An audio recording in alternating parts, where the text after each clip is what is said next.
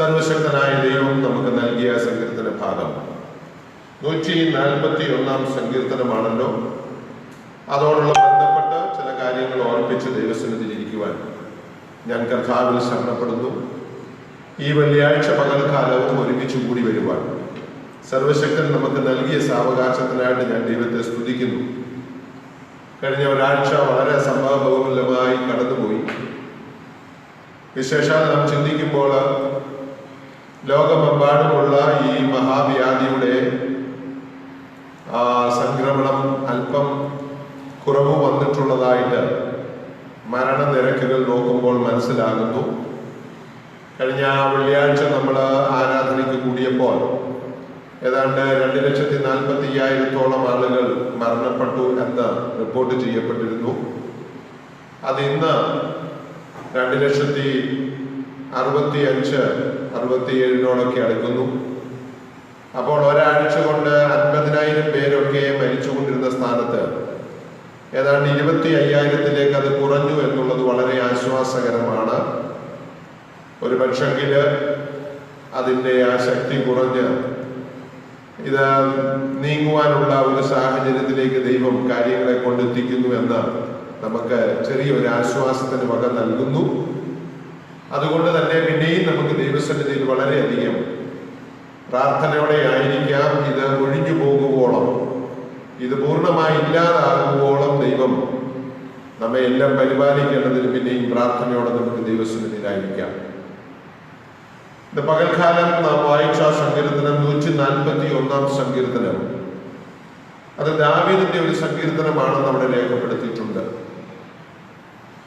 ഈ സങ്കീർത്തനത്തിൽ പ്രധാനമായിട്ട് ദാവീദ് വിളിച്ചപേക്ഷിക്കുന്ന, കരയുന്ന, നെടുവീർപ്പെടുന്ന ചില വിഷയങ്ങൾ.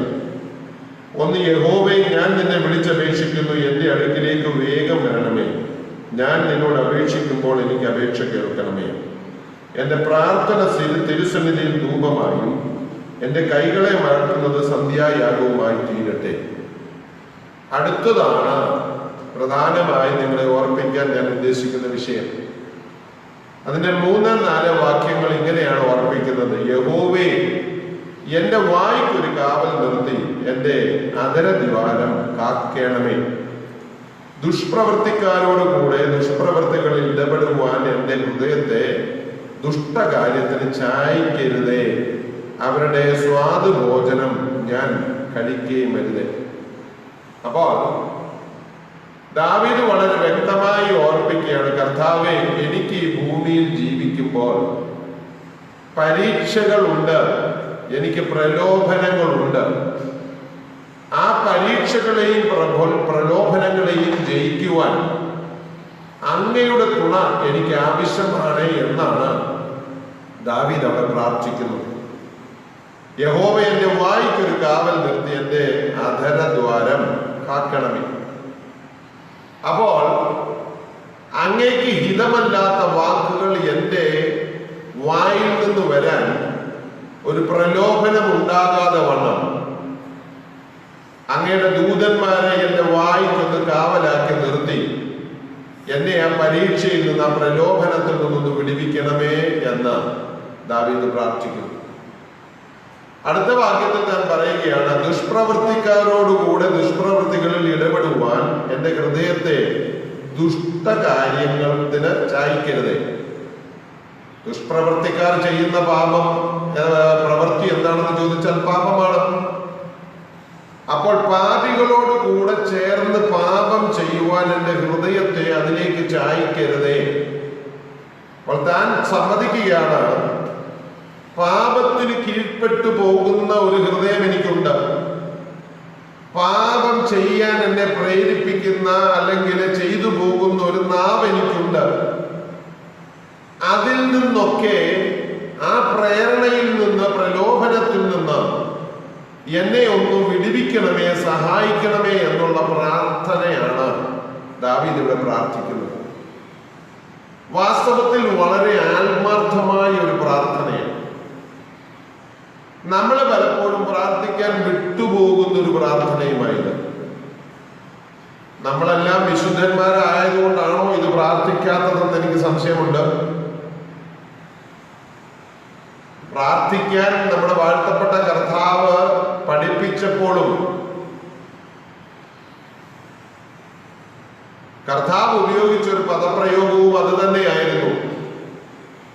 പരീക്ഷയിൽ അകപ്പെടാതെ വണ്ണം എന്നെ സൂക്ഷിക്കണമേ. അപ്പോൾ പരീക്ഷയുണ്ട് ഏതൊരു മനുഷ്യനും. അതിൽ നിന്ന് രക്ഷപ്പെടുവാൻ ദൈവത്തിന്റെ സഹായം ആവശ്യമാണെന്ന് ദാവീദ് ഓർപ്പിക്കുന്നു. അതേപോലെ തന്നെ അത് ആവശ്യമാണെന്ന് ദൈവവും ഉറപ്പിച്ചു പറയുന്നു.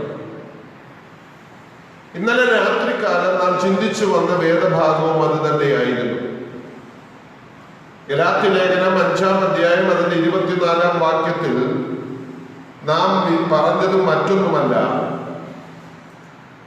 ജഡത്തെ അതിന്റെ രാഗമോഹങ്ങളോടുകൂടെ ക്രൂശിക്കണം. അങ്ങനെ ക്രൂശിച്ചില്ല എങ്കിൽ എന്ത് സംഭവിക്കും? ക്രൂശിച്ചിട്ട് പോലും അത് വലിച്ചു പറിച്ചുകൊണ്ട് വന്ന് നമ്മെ പ്രലോഭിപ്പിക്കുവാൻ ശ്രമിക്കുന്ന ഒരു ദുഷ്ടനാണ് നമുക്ക് ചുറ്റുമുള്ളത്, അല്ലേ?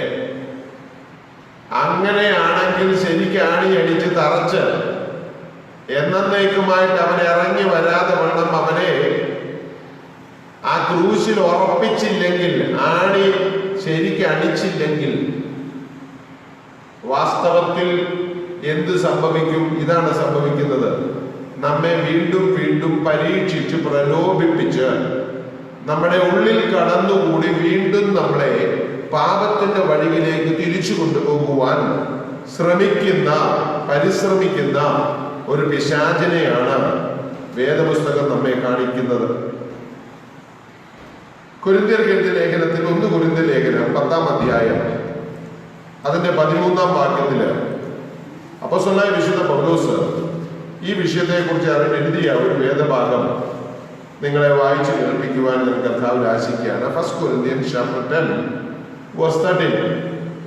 അതിങ്ങനെയാണ് പറയുന്നത്: മനുഷ്യർക്ക് നടപ്പില്ലാത്ത പരീക്ഷ നിങ്ങൾക്ക് നേരിട്ടിട്ടില്ല. ദൈവം വിശ്വസ്തൻ. നിങ്ങൾക്ക് കഴിയുന്നതിനു മീതെ പരീക്ഷ നേരിടുവാൻ സമ്മതിക്കാതെ നിങ്ങൾക്ക് സഹിപ്പാൻ കഴിയേണ്ടതിന് പരീക്ഷയുടെ കൂടെ അവൻ പോക്കുവഴിയും ഉണ്ടാക്കും. അപ്പോൾ പരീക്ഷയെ കുറിച്ച് പറഞ്ഞിരിക്കുകയാണ്. There hath no temptation taken you but such as is common to man. But God is faithful, who will not suffer you to be tempted above that ye are able, but will with the temptation also make a way to escape, that ye may be able to bear it.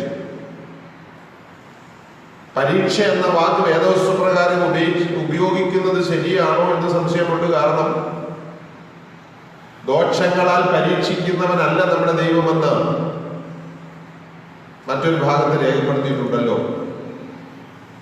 അപ്പൊ പരീക്ഷ എന്ന് പറയുന്നതിലും നമുക്ക് മറ്റൊരു വാക്ക് വേണമെങ്കിൽ ഉപയോഗിക്കാം. Temptation എന്ന് പറയുമ്പോൾ അതിനെ വേണമെങ്കിൽ പ്രലോഭനങ്ങൾ എന്ന വാക്കുകൊണ്ട് നമുക്കതിനെ തർജ്ജമ ചെയ്യാം. അപ്പൊ പ്രലോഭനങ്ങൾ നമ്മുടെ ജീവിതത്തിൽ വരും. എന്തിനായി പ്രലോഭനങ്ങൾ? അല്ലെ? ഈ ഒരു വാക്യത്തിന്റെ അടിസ്ഥാനത്തിൽ ഒരു 4-5 കാര്യങ്ങൾ നമുക്ക് അതിനകത്ത് ഒന്ന് ബോധ്യപ്പെടും. ഒന്ന്, എല്ലാവരും പരീക്ഷ നേരിടണം. അതുകൊണ്ടാണല്ലോ അവിടെ പറഞ്ഞത്, മനുഷ്യർക്ക് നടപ്പല്ലാത്ത പരീക്ഷ നിങ്ങൾക്ക് നേരിട്ടിട്ടില്ല എന്ന് പറഞ്ഞാൽ എല്ലാ മനുഷ്യർക്കും പരീക്ഷയുണ്ട്. എനിക്ക് പരീക്ഷയൊന്നുമില്ല, ഞാൻ വിശുദ്ധനാന്ന് പറഞ്ഞാൽ കള്ളനാ, ദൈവത്തെ കള്ളനാക്കുകയാണെന്ന് അതിന്റെ അർത്ഥം. അതുകൊണ്ട് don't make God a liar. You have temptation which we have to accept. ഏതൊരു മനുഷ്യനും പരീക്ഷയുണ്ട്. 2, ദൈവം അറിഞ്ഞുകൊണ്ടാണ് പരീക്ഷ. അതുകൊണ്ടാണ് അവിടെ പറഞ്ഞത് ഏത് മനുഷ്യർക്ക് നടപ്പില്ലാത്ത പരീക്ഷ നേരിട്ടില്ല. ദൈവം വിശ്വസ്തൻ. നിങ്ങൾക്ക് കഴിയുന്നതിന് ഇത് പരീക്ഷ നേരിടുവാൻ സമ്മതിക്കാതെ നിങ്ങളെ സഹായിക്കേണ്ടതിന് കഴിയേണ്ടതിന് പരീക്ഷയോടുകൂടെ അവൻ നീക്കുപോക്കും അല്ലെങ്കിൽ പോക്കുവഴിയും ഉണ്ടാക്കും. അപ്പോൾ അതിന്റെ അർത്ഥം ഈ പ്രലോഭനങ്ങളൊക്കെ ആരറിഞ്ഞുകൊണ്ടാണ്? ദൈവം അറിഞ്ഞുകൊണ്ടാണ്.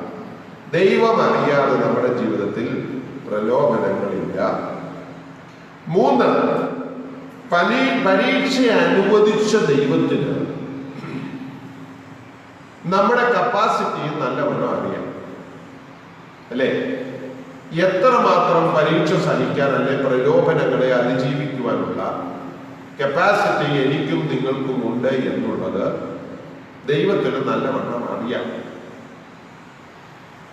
അതുകൊണ്ടാണല്ലോ ഞാൻ പുറകാല ആ വിഷയത്തിലേക്ക് വരുന്നുണ്ടെങ്കിലും ആ ടോപ്പിക്ക് ഒന്ന് ഉറപ്പിക്കാൻ വേണ്ടി പിശാച് പരീക്ഷിക്കാൻ അടുത്ത് എന്ന രണ്ട് വ്യക്തികളുടെ ഉദാഹരണം നമ്മുടെ മുൻപിലുണ്ട്.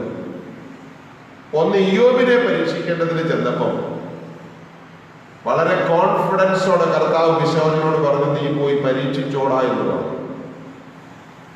എന്നാൽ അപ്പുറത്ത് പത്രോസിനെ പാറ്റുവാൻ അനുവാദം ചോദിച്ചപ്പോൾ ആ സമയത്ത് അനുവദിച്ചില്ല. കാരണം ഇപ്പോൾ പ്രലോഭനത്തിന് വിധേയനായാൽ അവൻ പാപം ചെയ്തില്ലാതായി പോകുമെന്ന് ദൈവത്തിന് അറിയാമായിരുന്നത് കൊണ്ട് വിട്ടുകൊടുത്തില്ല. അപ്പോൾ ദൈവത്തിന് നമ്മുടെ പരീക്ഷ സഹിക്കാനുള്ള ലിമിറ്റേഷൻസും ലിമിറ്റ്സും കപ്പാസിറ്റിയും ഒക്കെ നല്ലവണ്ണം അറിയാം. ആ ഒരു പോയിന്റിനപ്പുറത്തോട്ട്, അല്ലെങ്കിൽ ആ ഒരു സമയവും കാലഗതിക്കും അപ്പുറത്തോട്ട് ദൈവം പരീക്ഷയിൽ നമ്മെ അകപ്പെടുത്തത്തില്ല എന്ന് ഈ വാക്യത്തിൽ നിന്ന് നമുക്ക് ബോധ്യമാകും. പ്രലോഭനങ്ങളെ തുടർന്ന് എതിർത്തു നിൽപ്പാൻ കൃപ ദൈവം തന്നിട്ടുണ്ട് എന്ന വാക്യം നമ്മെ ഓർപ്പിക്കുന്നു. പ്രലോഭനങ്ങൾ വരാതിരിക്കത്തില്ല, എന്നാൽ അതിനെ എതിർത്തു നിൽക്കാനുള്ള ദൈവകൃപയും അതിനോട് കൂടെ നമുക്ക് നൽകും, അല്ലേ? അതുകൊണ്ടാണല്ലോ പുറത്തുനിന്നൊരു പരീക്ഷ, ശരീരത്തിൽ രോഗമാകുന്ന പരീക്ഷ അനുഭവിച്ചപ്പോൾ അതൊന്നും മാറ്റിത്തരാൻ വേണ്ടി പലവട്ടം പ്രാർത്ഥിച്ചിട്ടും നടക്കാതെ വന്നപ്പോൾ പൗലോസിന് ലഭിച്ച മറുപടി മറ്റൊന്നുമല്ലായിരുന്നു, എന്റെ കൃപ നിനക്ക് മതി, എന്റെ ശക്തി ബലഹീനതയിൽ തികഞ്ഞു വരുന്നതാണ്. എന്ന് വെച്ച് കഴിഞ്ഞാൽ എന്റെ കൃപയും എന്റെ ശക്തിയും ഈ പ്രലോഭനങ്ങളെ അതിജീവിക്കാൻ നിന്നെ സഹായിക്കും, അത് മതി, അതിനപ്പുറത്തോട്ട് നീ ഒന്നും ചോദിക്കണ്ട. അപ്പോൾ പ്രലോഭനത്തിൽ, പരീക്ഷയിൽ നാം പ്രാർത്ഥിക്കേണ്ടത് ഇതിനു വേണ്ടിയാണ്. അത് അതിജീവിക്കുവാനുള്ള, അതിനെ നേരിടുവാനുള്ള, അതിനെ ജയിക്കുവാനുള്ള കൃപയ്ക്കായിട്ട്. ഇനിയും പരീക്ഷ ഇടുന്ന ദൈവം, പരീക്ഷയിൽ അകപ്പെടുത്തുന്ന ദൈവം രണ്ടുദ്ദേശത്തോടാണ് പരീക്ഷയിൽ അകപ്പെടുത്തുന്നത്, അല്ലേ? നമ്മൾ സാധാരണഗതിയിൽ ഒരു എക്സാമിനേഷന് സ്കൂളിൽ കുഞ്ഞുങ്ങൾക്ക് എന്തിനാ പരീക്ഷ ഇടുന്നത്? സ്കൂളിൽ കുഞ്ഞുങ്ങൾക്ക് പരീക്ഷ ഇടുന്നത് അവനെ പഠിപ്പിച്ച കാര്യങ്ങളൊക്കെ നല്ലവണ്ണം പഠിച്ചോ ഇല്ലയോ എന്നറിയാനോ. പരീക്ഷയിലൂടെ കടന്നു പോയെങ്കിൽ മാത്രമേ അവനെ പഠിച്ചത് അവൻ മനസ്സിലാക്കിയോ ഗ്രഹിച്ചോ എന്ന് മനസ്സിലാകത്തുള്ളൂ. അപ്പോൾ പരീക്ഷ വേണ്ടാന്നാരെങ്കിലും വെച്ചാലോ? പരീക്ഷ വേണ്ടാന്ന് വെച്ചു കഴിഞ്ഞാൽ, എനിക്ക് പരീക്ഷ തരരുത് എന്ന് പറഞ്ഞു കഴിഞ്ഞാൽ, നീ നാളത്തേതിൽ കൊള്ളാവുന്നവനാണോ ഇല്ലയോ എന്ന് ഉറപ്പ് വരുത്താൻ നിനക്ക് വേറെ മാർഗമൊന്നുമില്ല. ദൈവം നമ്മെ ശോധന ചെയ്യുന്നത്, പരീക്ഷിക്കുന്നതും ഇതേപോലെ തന്നെയാണ്. നാം പെർഫെക്റ്റ് ആയിട്ട് ദൈവം ആഗ്രഹിച്ച കാര്യങ്ങളൊക്കെ പഠിച്ചു എന്ന് ദൈവത്തിൽ ഉറപ്പ് വരുത്താൻ വേണ്ടിയാണ് നമുക്ക് പരീക്ഷ ഇടുന്നത്. അങ്ങനെയാണെങ്കിൽ ഏതെങ്കിലും ഒരു അപ്പൻ പറയുമോ, നീ ശരിക്ക് പഠിച്ചിട്ടില്ല, അതുകൊണ്ട് നീ പരീക്ഷ എഴുതണ്ട, പരീക്ഷ എഴുതാൻ പോകണ്ട എന്ന് പറയുമോ? പറയത്തില്ല. ഒന്നും പഠിച്ചിട്ടില്ലെങ്കിലും അവൻ തോറ്റുപോകും, ഞാൻ അതുകൊണ്ട് പരീക്ഷയില്ലെന്ന് പറഞ്ഞാലും മകനെ സ്നേഹിക്കുന്ന അപ്പൻ പറയും, നീ ധൈര്യമായിട്ട് പോയി പരീക്ഷ എഴുതടാ, ബാക്കി എന്തോ വന്നാലും ഞാൻ നോക്കിക്കോളാം എന്നേ പറയത്തുള്ളൂ. അങ്ങനെയാണെങ്കിൽ പരീക്ഷിക്കുന്നവന് നല്ല ഉറപ്പുണ്ട്, നീ തോറ്റാലും അതിനെന്ത് പരിഹാരം ചെയ്യണമെന്നുള്ള പദ്ധതികൾ ഉറപ്പാക്കി വെച്ചിട്ടാണ്, കണ്ടിട്ടാണ് ദൈവം നിന്നെ പരീക്ഷയിലേക്ക് അകപ്പെടുത്തുന്നത്. അപ്പൊ പിന്നെ ചോദിക്കും, എന്നാ പിന്നെ പരീക്ഷിക്കാതിരുന്നാൽ പോരായോ? അത് പറ്റത്തില്ല. എന്താ കാര്യം? പരീക്ഷയുണ്ടെങ്കിൽ മാത്രമേ നാം എങ്ങനെ നിൽക്കുന്നു, എന്താകുന്നു, പഠിച്ചതൊക്കെ എങ്ങനെ ഇരിക്കുന്നു എന്നൊക്കെ ഉള്ളത് ബോധ്യപ്പെടത്തുള്ളൂ. ആർക്ക്? ദൈവത്തിന്. ദൈവം വാസ്തവത്തിൽ എന്താ ശോധന ചെയ്യുന്നത്, പരീക്ഷിച്ചറിയാൻ ആഗ്രഹിക്കുന്നത്? കഴിഞ്ഞ ദിവസം നമ്മൾ ഒരു രാജാവിനെ ഇറക്കി വിട്ടു. അതുവരെ പാപത്തിലൂടെ നമ്മെ കീഴ്പ്പെടുത്തി ഭരിച്ചുകൊണ്ടിരുന്ന ഒരു രാജാവ്, പിശാചാകുന്നവനെ നാം ഇറക്കി വിട്ടു. ഇപ്പോൾ നാം ദൈവത്തെ നമ്മുടെ രാജാവായിട്ട് സ്വീകരിച്ച് നമ്മുടെ സിംഹാസനത്തിൽ ഇരുത്തി. നമ്മുടെ സിംഹാസനത്തിൽ ഇരിക്കുന്ന രാജാവിനോട് പൂർണ്ണമായിട്ടും നമുക്ക് കൂറുണ്ടോ? നാം എടുത്ത തീരുമാനങ്ങളിൽ അതുപോലെ തന്നെ ഉറച്ചു നിൽക്കുന്നോ? ഇനി ഏത് സാഹചര്യം വന്നാലും ആ തീരുമാനത്തിൽ നിന്ന് നമ്മൾ പിന്മാറാതെ ഉറച്ചു നിൽക്കുമെന്ന് ദൈവത്തിനും നമ്മെക്കുറിച്ചൊരു ബോധ്യമുണ്ടാകേണ്ടത് ആവശ്യമാണ്, ഒരു വിശ്വാസം ഉണ്ടാകേണ്ടത് ആവശ്യമാണ്. ഇതുകൊണ്ടാണ് പരീക്ഷയിൽ നമ്മെ അകപ്പെടുത്തുന്നത്. രണ്ടു തരം പരീക്ഷകളാണ്, ടെംപ്റ്റേഷൻസ് ആണ്, അല്ലെങ്കിൽ പ്രലോഭനങ്ങളാണ് മനുഷ്യർക്ക് അല്ലെങ്കിൽ ദൈവമക്കൾക്ക് പൊതുവെ വരുന്നത്. ഒന്ന് പുറമേയുള്ള പരീക്ഷകളും പ്രലോഭനങ്ങളും, രണ്ട് അകമേ ഉള്ളത്. One is external temptations and the second one is internal temptations. What is the external temptations? Persecutions, abuses, hardships, illness. ഇതൊക്കെയും പുറമേ നമ്മെ അറ്റാക്ക് ചെയ്യുന്ന പ്രലോഭനങ്ങളാണ്.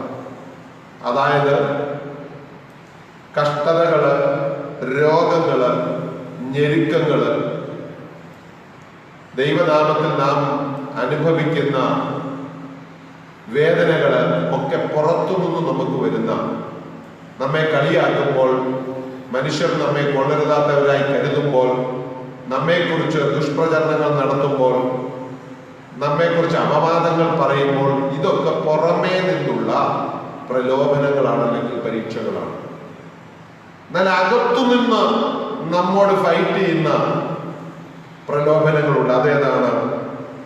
Internal weakness, evil thoughts, desires, lack of faith. ദുഷ്ടചിന്തകൾ നമ്മുടെ ഉള്ളിൽ നമ്മോട് ഫൈറ്റ് ചെയ്യുന്ന പ്രലോഭനമാണ്.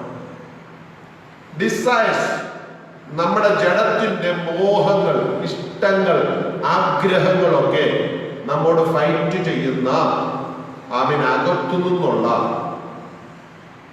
പ്രലോഭനങ്ങളാണ്, ടെംപ്റ്റേഷൻസ് ആണ്. ലാക്ക് ഓഫ് ഫെയ്ത്ത്, പ്രശ്നങ്ങൾ വരുമ്പോൾ വിശ്വാസം ചോർന്നു പോകുന്ന അവസ്ഥകൾ, വിശ്വാസമില്ലായ്മകളൊക്കെ നമ്മുടെ അകത്തു നിന്നുണ്ടാകുന്ന, നമ്മെ ക്ഷീണിപ്പിക്കുന്ന, തളർത്തുന്ന പ്രലോഭനങ്ങളാണ്. അപ്പോൾ ഈ പ്രലോഭനങ്ങളെയൊക്കെ നാം അതിജീവിക്കേണ്ടത് ആവശ്യമാണ് എന്ന് ദൈവവചനം നമ്മെ ഓർമ്മിക്കുന്നു. Why temptation? To test our faith and prove that we are sons of God. നമ്മുടെ വിശ്വാസത്തെ ശോധന ചെയ്ത് നമ്മൾ ദൈവമക്കളാണ് എന്ന് ഉറപ്പ് വരുത്താനാണ് പരീക്ഷകളും പ്രലോഭനങ്ങളും നമ്മുടെ ജീവിതത്തിൽ വരുന്നത്. യാക്കോബിന്റെ ലേഖനം 1-ാം അധ്യായം അതിന്റെ 2 മുതൽ 4 വരെയുള്ള വാക്യങ്ങൾ. The book of James, chapter 1, verse 2 to 4. യാക്കോബ് 1-ന്റെ 2 മുതൽ 4 വരെയുള്ള വാക്യങ്ങൾ. പിതാവായ ദൈവത്തിന്റെ മുന്നറിവിനൊത്തവണ്ണം ആത്മാവിന്റെ വിശുദ്ധീകരണം പ്രാപിച്ച് അനുസരണം കാണിപ്പാനും യേശു ക്രിസ്തുവിന്റെ രക്തത്താൽ കളിക്കപ്പെട്ടവരുമായി വൃദ്ധന്മാരായവർക്ക് എഴുതുന്നത്. ഞാൻ വായിച്ച വേദഭാഗം തെറ്റാണ്. യാക്കോബ് 1-ന്റെ പത്രോസിലെ വാക്യമാണ് ഞാൻ വായിച്ചത്. 2-ാമത്, എന്റെ സഹോദരന്മാരെ, നിങ്ങൾ വിവിധ പരീക്ഷകളിൽ അകപ്പെടുമ്പോൾ നിങ്ങളുടെ വിശ്വാസത്തിന്റെ പരിശോധന സ്ഥിരത ഉളവാക്കുന്നു എന്നറിഞ്ഞ് അത് അശേഷം സന്തോഷമെന്നുണ്ടെങ്കിൽ. നോക്കണേ, ഇതെന്താണ് പറയുന്നത്? എന്റെ സഹോദരന്മാരെ, നിങ്ങൾ വിവിധ പരീക്ഷകളിൽ അകപ്പെടുമ്പോൾ നിങ്ങളുടെ വിശ്വാസത്തിന്റെ പരിശോധന സ്ഥിരത ഉളവാക്കുന്നു എന്നറിഞ്ഞ് അത് അശേഷം സന്തോഷമെന്നുണ്ടെങ്കിൽ. അടുത്ത വാക്യം, 4-ാം വാക്യം, എന്നാൽ നിങ്ങൾ ഒന്നിലും കുറവില്ലാതെ തികഞ്ഞവരും സമ്പൂർണരുമാകേണ്ടതിന് സ്ഥിരതയ്ക്ക് തികഞ്ഞ പ്രവൃത്തി ഉണ്ടാകട്ടെ. ആ 4-ാം വാക്യത്തിൽ പരീക്ഷയിലൂടെ നമുക്ക് ലഭിക്കുന്ന 3 കൂട്ടം കാര്യങ്ങൾ അവിടെ ഓർപ്പിച്ചിട്ടുണ്ട്. ഒന്ന്, നമ്മൾ കുറവില്ലാത്തവരാണെന്ന് തെളിയിക്കേണ്ടതിന്, നമ്മൾ ദൈവസ്നേഹത്തിൽ തികഞ്ഞവരും സമ്പൂർണരുമാണെന്ന് തെളിയിക്കേണ്ടതിന്, നമ്മുടെ വിശ്വാസത്തിൽ നമുക്ക് സ്ഥിരതയുണ്ട് എന്ന് തെളിയിക്കേണ്ടതിന് നമ്മൾ എന്തിലൂടെ കടന്നു പോകണം? പരീക്ഷയിലൂടെ കടന്നു പോകേണ്ടത് ആവശ്യമാണ് എന്ന് ഈ വചനം നമ്മെ ഓർപ്പിക്കുകയാണ്. So why? But let patience have her perfect work, that ye may be perfect and entire, wanting nothing. അല്ലേ? നമ്മൾ പെർഫെക്റ്റ് ആണെന്ന് പ്രൂവ് ചെയ്യുവാനുള്ള ഒരു പോംവഴിയാണ് ഈ examination. So we have to prove that we have perfectly mastered the walk with Christ. We have perfectly mastered the teachings of our Father and Jesus. യേശു പഠിപ്പിച്ചതും യേശുവിൻ്റെ ഉപദേശവും നമ്മൾ പെർഫെക്റ്റ് ആയിട്ട് മനസ്സിലാക്കി ബോധ്യപ്പെട്ട് നമ്മൾ അതിനെ പിൻപറ്റുന്നു. അതിൽ നമ്മൾ തികഞ്ഞവരായി, അതിൽ നമുക്കിനി ഒരു കുറവുമില്ല, നമ്മൾ സ്ഥിരതയോടെ അത് പിൻപറ്റുന്നുണ്ട് എന്ന് ഉറപ്പ് വരുത്തുന്നതിന് വേണ്ടിയാണ് ഈ ടെംപ്ടേഷൻസും ഈ പരീക്ഷകളുമൊക്കെ നമുക്ക് നൽകുന്നതെന്ന് അവിടെ ഓർപ്പിക്കുന്നു. അതേ അധ്യായത്തിന്റെ തന്നെ 12-13 വാക്യങ്ങളിലേക്ക് വരുമ്പോൾ verse 12 and 13 of the same chapter, പരീക്ഷ സഹിക്കുന്ന മനുഷ്യൻ ഭാഗ്യവാൻ. നോക്കണേ, ഭാഗ്യവാന്മാരുടെ പദവിയിൽ രേഖപ്പെടുത്തിയിരിക്കുന്ന ഒരു വ്യക്തിത്വമാണ് പരീക്ഷ സഹിക്കുന്ന മനുഷ്യൻ. അപ്പോൾ അതിനും ഒരു ഭാഗ്യം വേണം. ഏതിനാണ്? പരീക്ഷ. അപ്പോൾ പരീക്ഷ തരരുത് എന്നപ്പോൾ ഇനി പ്രാർത്ഥിക്കുന്നത് തെറ്റാണെന്ന് മനസ്സിലായല്ലോ. പരീക്ഷ തന്നോ കർത്താവേ, പക്ഷെ പരീക്ഷയുടെ കൂടെ ആമീൻ അത് തരണം ചെയ്യുവാനുള്ള, അതിജീവിക്കാനുള്ള കൃപയൂടെ തരണമെന്നേ പ്രാർത്ഥിക്കാവൂ. പരീക്ഷ സഹിക്കുന്ന മനുഷ്യൻ ഭാഗ്യവാൻ. അവൻ കൊള്ളാകുന്നവനായി തെളിഞ്ഞ ശേഷം കർത്താവ് തന്നെ സ്നേഹിക്കുന്നവർക്ക് വാഗ്ദത്തം ചെയ്ത ജീവകിരീടം പ്രാപിക്കും. അപ്പോൾ നോക്കണേ, എന്തിനാണ് ഈ പരീക്ഷ തന്നത്? ഒന്ന്, കൊള്ളാകുന്നവനായി തെളിയിക്കുവാൻ. Why this examination? The examination is that to prove that I have learned what is being taught.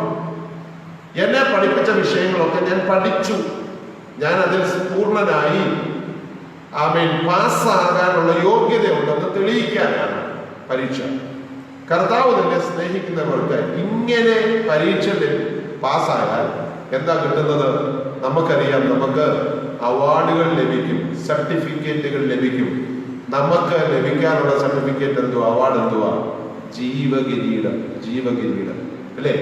അപ്പൊ നമുക്കൊരു വാഗ്ദത്തമുണ്ട്, നമുക്കൊരു ജീവകിരീടം പ്രാപിക്കണം. ജീവകിരീടം പ്രാപിക്കണമെങ്കിൽ നമ്മൾ കൊള്ളാകുന്നവരാണെന്ന് നമ്മൾ തെളിയിക്കണം. We have to prove that we are perfect. If we have to receive the crown of life, we have to prove that we are worthy of that. നമ്മൾ അത് പ്രാപിക്കുവാൻ തക്കവണ്ണം യോഗ്യരാണെന്ന് നമ്മൾ പ്രൂവ് ചെയ്യണം. ആ പ്രൂവ് ചെയ്യാനുള്ള എക്സാമിനേഷൻസ് ആണ് പ്രലോഭനങ്ങളും ടെംപ്ടേഷൻസും എന്നാണ് പറയുന്നത്. വേഴ്സ് 13 ഓൾസോ, 13-ാം വാക്യം, let no man say when he is tempted, I am tempted of God, for God cannot be tempted with evil, neither tempteth he any man. പരീക്ഷിക്കപ്പെടുമ്പോൾ ഞാൻ ദൈവത്താൽ പരീക്ഷിക്കപ്പെടുന്നു എന്ന് ആരും പറയരുത്.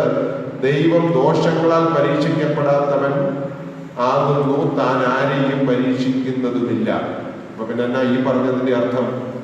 ദൈവം അറിഞ്ഞുകൊണ്ടല്ലേ പരീക്ഷ? പിന്നെ ദൈവം ദോഷങ്ങളാൽ പരീക്ഷിക്കുന്നില്ലെന്ന് പറഞ്ഞാൽ അതിന്റെ അർത്ഥം മറ്റൊന്നുമല്ല. ഈ തന്നത്, ഈ പരീക്ഷകളൊന്നും നമ്മുടെ ദോഷത്തിന് വേണ്ടിയുള്ളതല്ല, മറിച്ച് എന്തിനു വേണ്ടിയുള്ളതാണ്? നമ്മുടെ നന്മയ്ക്ക് വേണ്ടിയുള്ളതാണ്. അതിലൂടെ നമുക്ക് തരാൻ ആഗ്രഹിക്കുന്ന ഒരു ജീവകിരീടവും ഒരു തേജസ്സും ഒരു നിത്യതയും ഒക്കെ ഉണ്ട് എന്ന് ദൈവവചനം നമ്മെ ശക്തമായി ഓർപ്പിക്കുന്നു.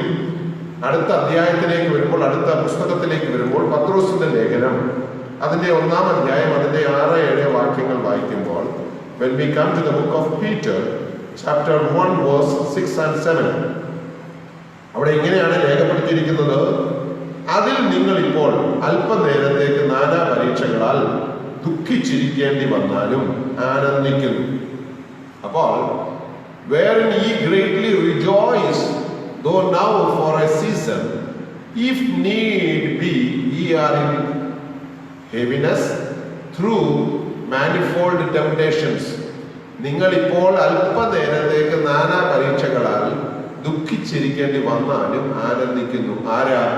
നമ്മളെ കുറിച്ചാണ് പറയുന്നത്. നമ്മൾ അല്പസമയത്തേക്കുള്ള ഈ പരീക്ഷകളില് അല്പ ചെറിയ ദുഃഖങ്ങളൊക്കെ ഉണ്ടെങ്കിലും അതിൽ നമുക്കൊരു സന്തോഷമുണ്ട്. എന്താ സന്തോഷത്തിന്റെ കാരണം? What is the reason for that rejoice? The next verse says the answer to that. Verse 7. That the trial of your faith, being much more precious than of gold that perisheth, though it be tried with fire, might be found unto praise and honor and glory at the appearing of Jesus Christ. അഴിഞ്ഞു പോകുന്നതും തീയിൽ ശോധന കഴിക്കുന്നതുമായ പൊന്നിനേക്കാൾ നിങ്ങളുടെ വിശ്വാസത്തിന്റെ പരിശോധന വിലയേറിയതെന്ന് യേശു ക്രിസ്തുവിന്റെ പ്രത്യക്ഷതയിൽ പുകഴ്ചയ്ക്കും തേജസ്സിനും മാനത്തിനുമായി കാണുവാൻ അങ്ങനെ ഇടവരും. അപ്പോൾ ഈ പരീക്ഷയിലൂടെ കടന്നു പോകുമ്പോൾ യേശു ക്രിസ്തുവിന്റെ പ്രത്യക്ഷതയിൽ നമുക്ക് കിട്ടാൻ പോകുന്ന 2-3 കാര്യങ്ങളുണ്ട്. എന്താണെന്ന് അറിയാമോ? പുകഴ്ച, തേജസ്, മാനം. അപ്പോൾ ദൈവത്തിന്റെ പ്രത്യക്ഷതയിൽ, നമ്മുടെ വാഴ്ത്തപ്പെട്ട കർത്താവിന്റെ പ്രത്യക്ഷതയിൽ നമ്മൾക്ക് പുകഴ്ചയും മാനവും തേജസ്സും ഒക്കെ ലഭിക്കണമെങ്കിൽ ഈ ലോകത്തിൽ അല്പമായി നമ്മുടെ മുൻപിൽ വെക്കുന്ന പ്രതികൂലങ്ങൾ, അല്ലെങ്കിൽ പ്രശ്നങ്ങൾ, അല്ലെങ്കിൽ കഷ്ടതകൾ, പ്രലോഭനങ്ങൾ, പരീക്ഷകൾ, അത് ആനന്ദത്തോടെ തരണം ചെയ്യാനാണ് പത്രോസ് അപ്പോസ്തലൻ നമ്മെ ഓർമ്മിക്കുന്നത്. കാരണം അതിന്റെ ഒടുവിൽ നമുക്ക് കിട്ടാൻ പോകുന്നത് എന്താണെന്ന് ഓർക്കുമ്പോൾ, അതുകൊണ്ടാണ് പറഞ്ഞത് തൊടി നേരത്തേക്കുള്ള കഷ്ടങ്ങൾ സാരമില്ല. കാരണം ഇതിന്റെ അന്ത്യത്തിൽ നമുക്ക് ലഭിക്കാൻ പോകുന്ന റിവാർഡ്സ് എന്താണെന്ന് ബോധ്യപ്പെടുമ്പോൾ നമുക്ക് ഈ വിഷയം വളരെ ഈസി ആയിട്ട് തരണം ചെയ്യാൻ സാധിക്കും. Praise the Lord. പരീക്ഷകളിൽ അകപ്പെട്ട ചില പ്രിയപ്പെട്ടവരുടെ ഉദാഹരണങ്ങൾ 2-3 എടുത്ത് ഓർപ്പിച്ച് വേഗത്തിന് ഈ ടോപ്പിക് അവസാനിപ്പിക്കുവാൻ കർത്താവിൽ ശരണപ്പെടുകയാണ്. പരീക്ഷ നേരിട്ട ഒരു വ്യക്തിയെ കുറിച്ച് ഓർക്കുമ്പോൾ ഏറ്റവും പ്രധാനമായി നമ്മുടെ മുൻപിൽ വെളിപ്പെട്ടു വരുന്നത് മറ്റാരുടെയും ഉദാഹരണമല്ല, നമ്മുടെ വാഴ്ത്തപ്പെട്ട കർത്താവായ യേശു ക്രിസ്തു പരീക്ഷയിൽ അകപ്പെട്ട സന്ദർഭത്തെയാണ് നമ്മുടെ ഓർമ്മയിൽ വരുന്നത്. അത് മത്തായിയുടെ സുവിശേഷം 4-ാം അധ്യായത്തിലും ലൂക്കോസിന്റെ സുവിശേഷം 4-ാം അധ്യായത്തിലും രേഖപ്പെടുത്തിയിട്ടുണ്ടല്ലോ. ലൂക്കോസിന്റെ സുവിശേഷത്തിലെ 4-ാം അധ്യായത്തിന്റെ 1-ാം വാക്യത്തിൽ നിന്ന് ചില കാര്യങ്ങൾ അവിടെ നിന്ന് ഓർമ്മിക്കുവാൻ കർത്താവിൽ ശരണപ്പെടുന്നു. Luke chapter 4 verse 1. ലൂക്കോസ് 4-ന്റെ 1-ാം വാക്യം. അവിടെ നാം ഇങ്ങനെയാണ് വായിക്കുന്നത്: And Jesus, being full of the Holy Ghost, returned from Jordan and was led by the Spirit into the wilderness.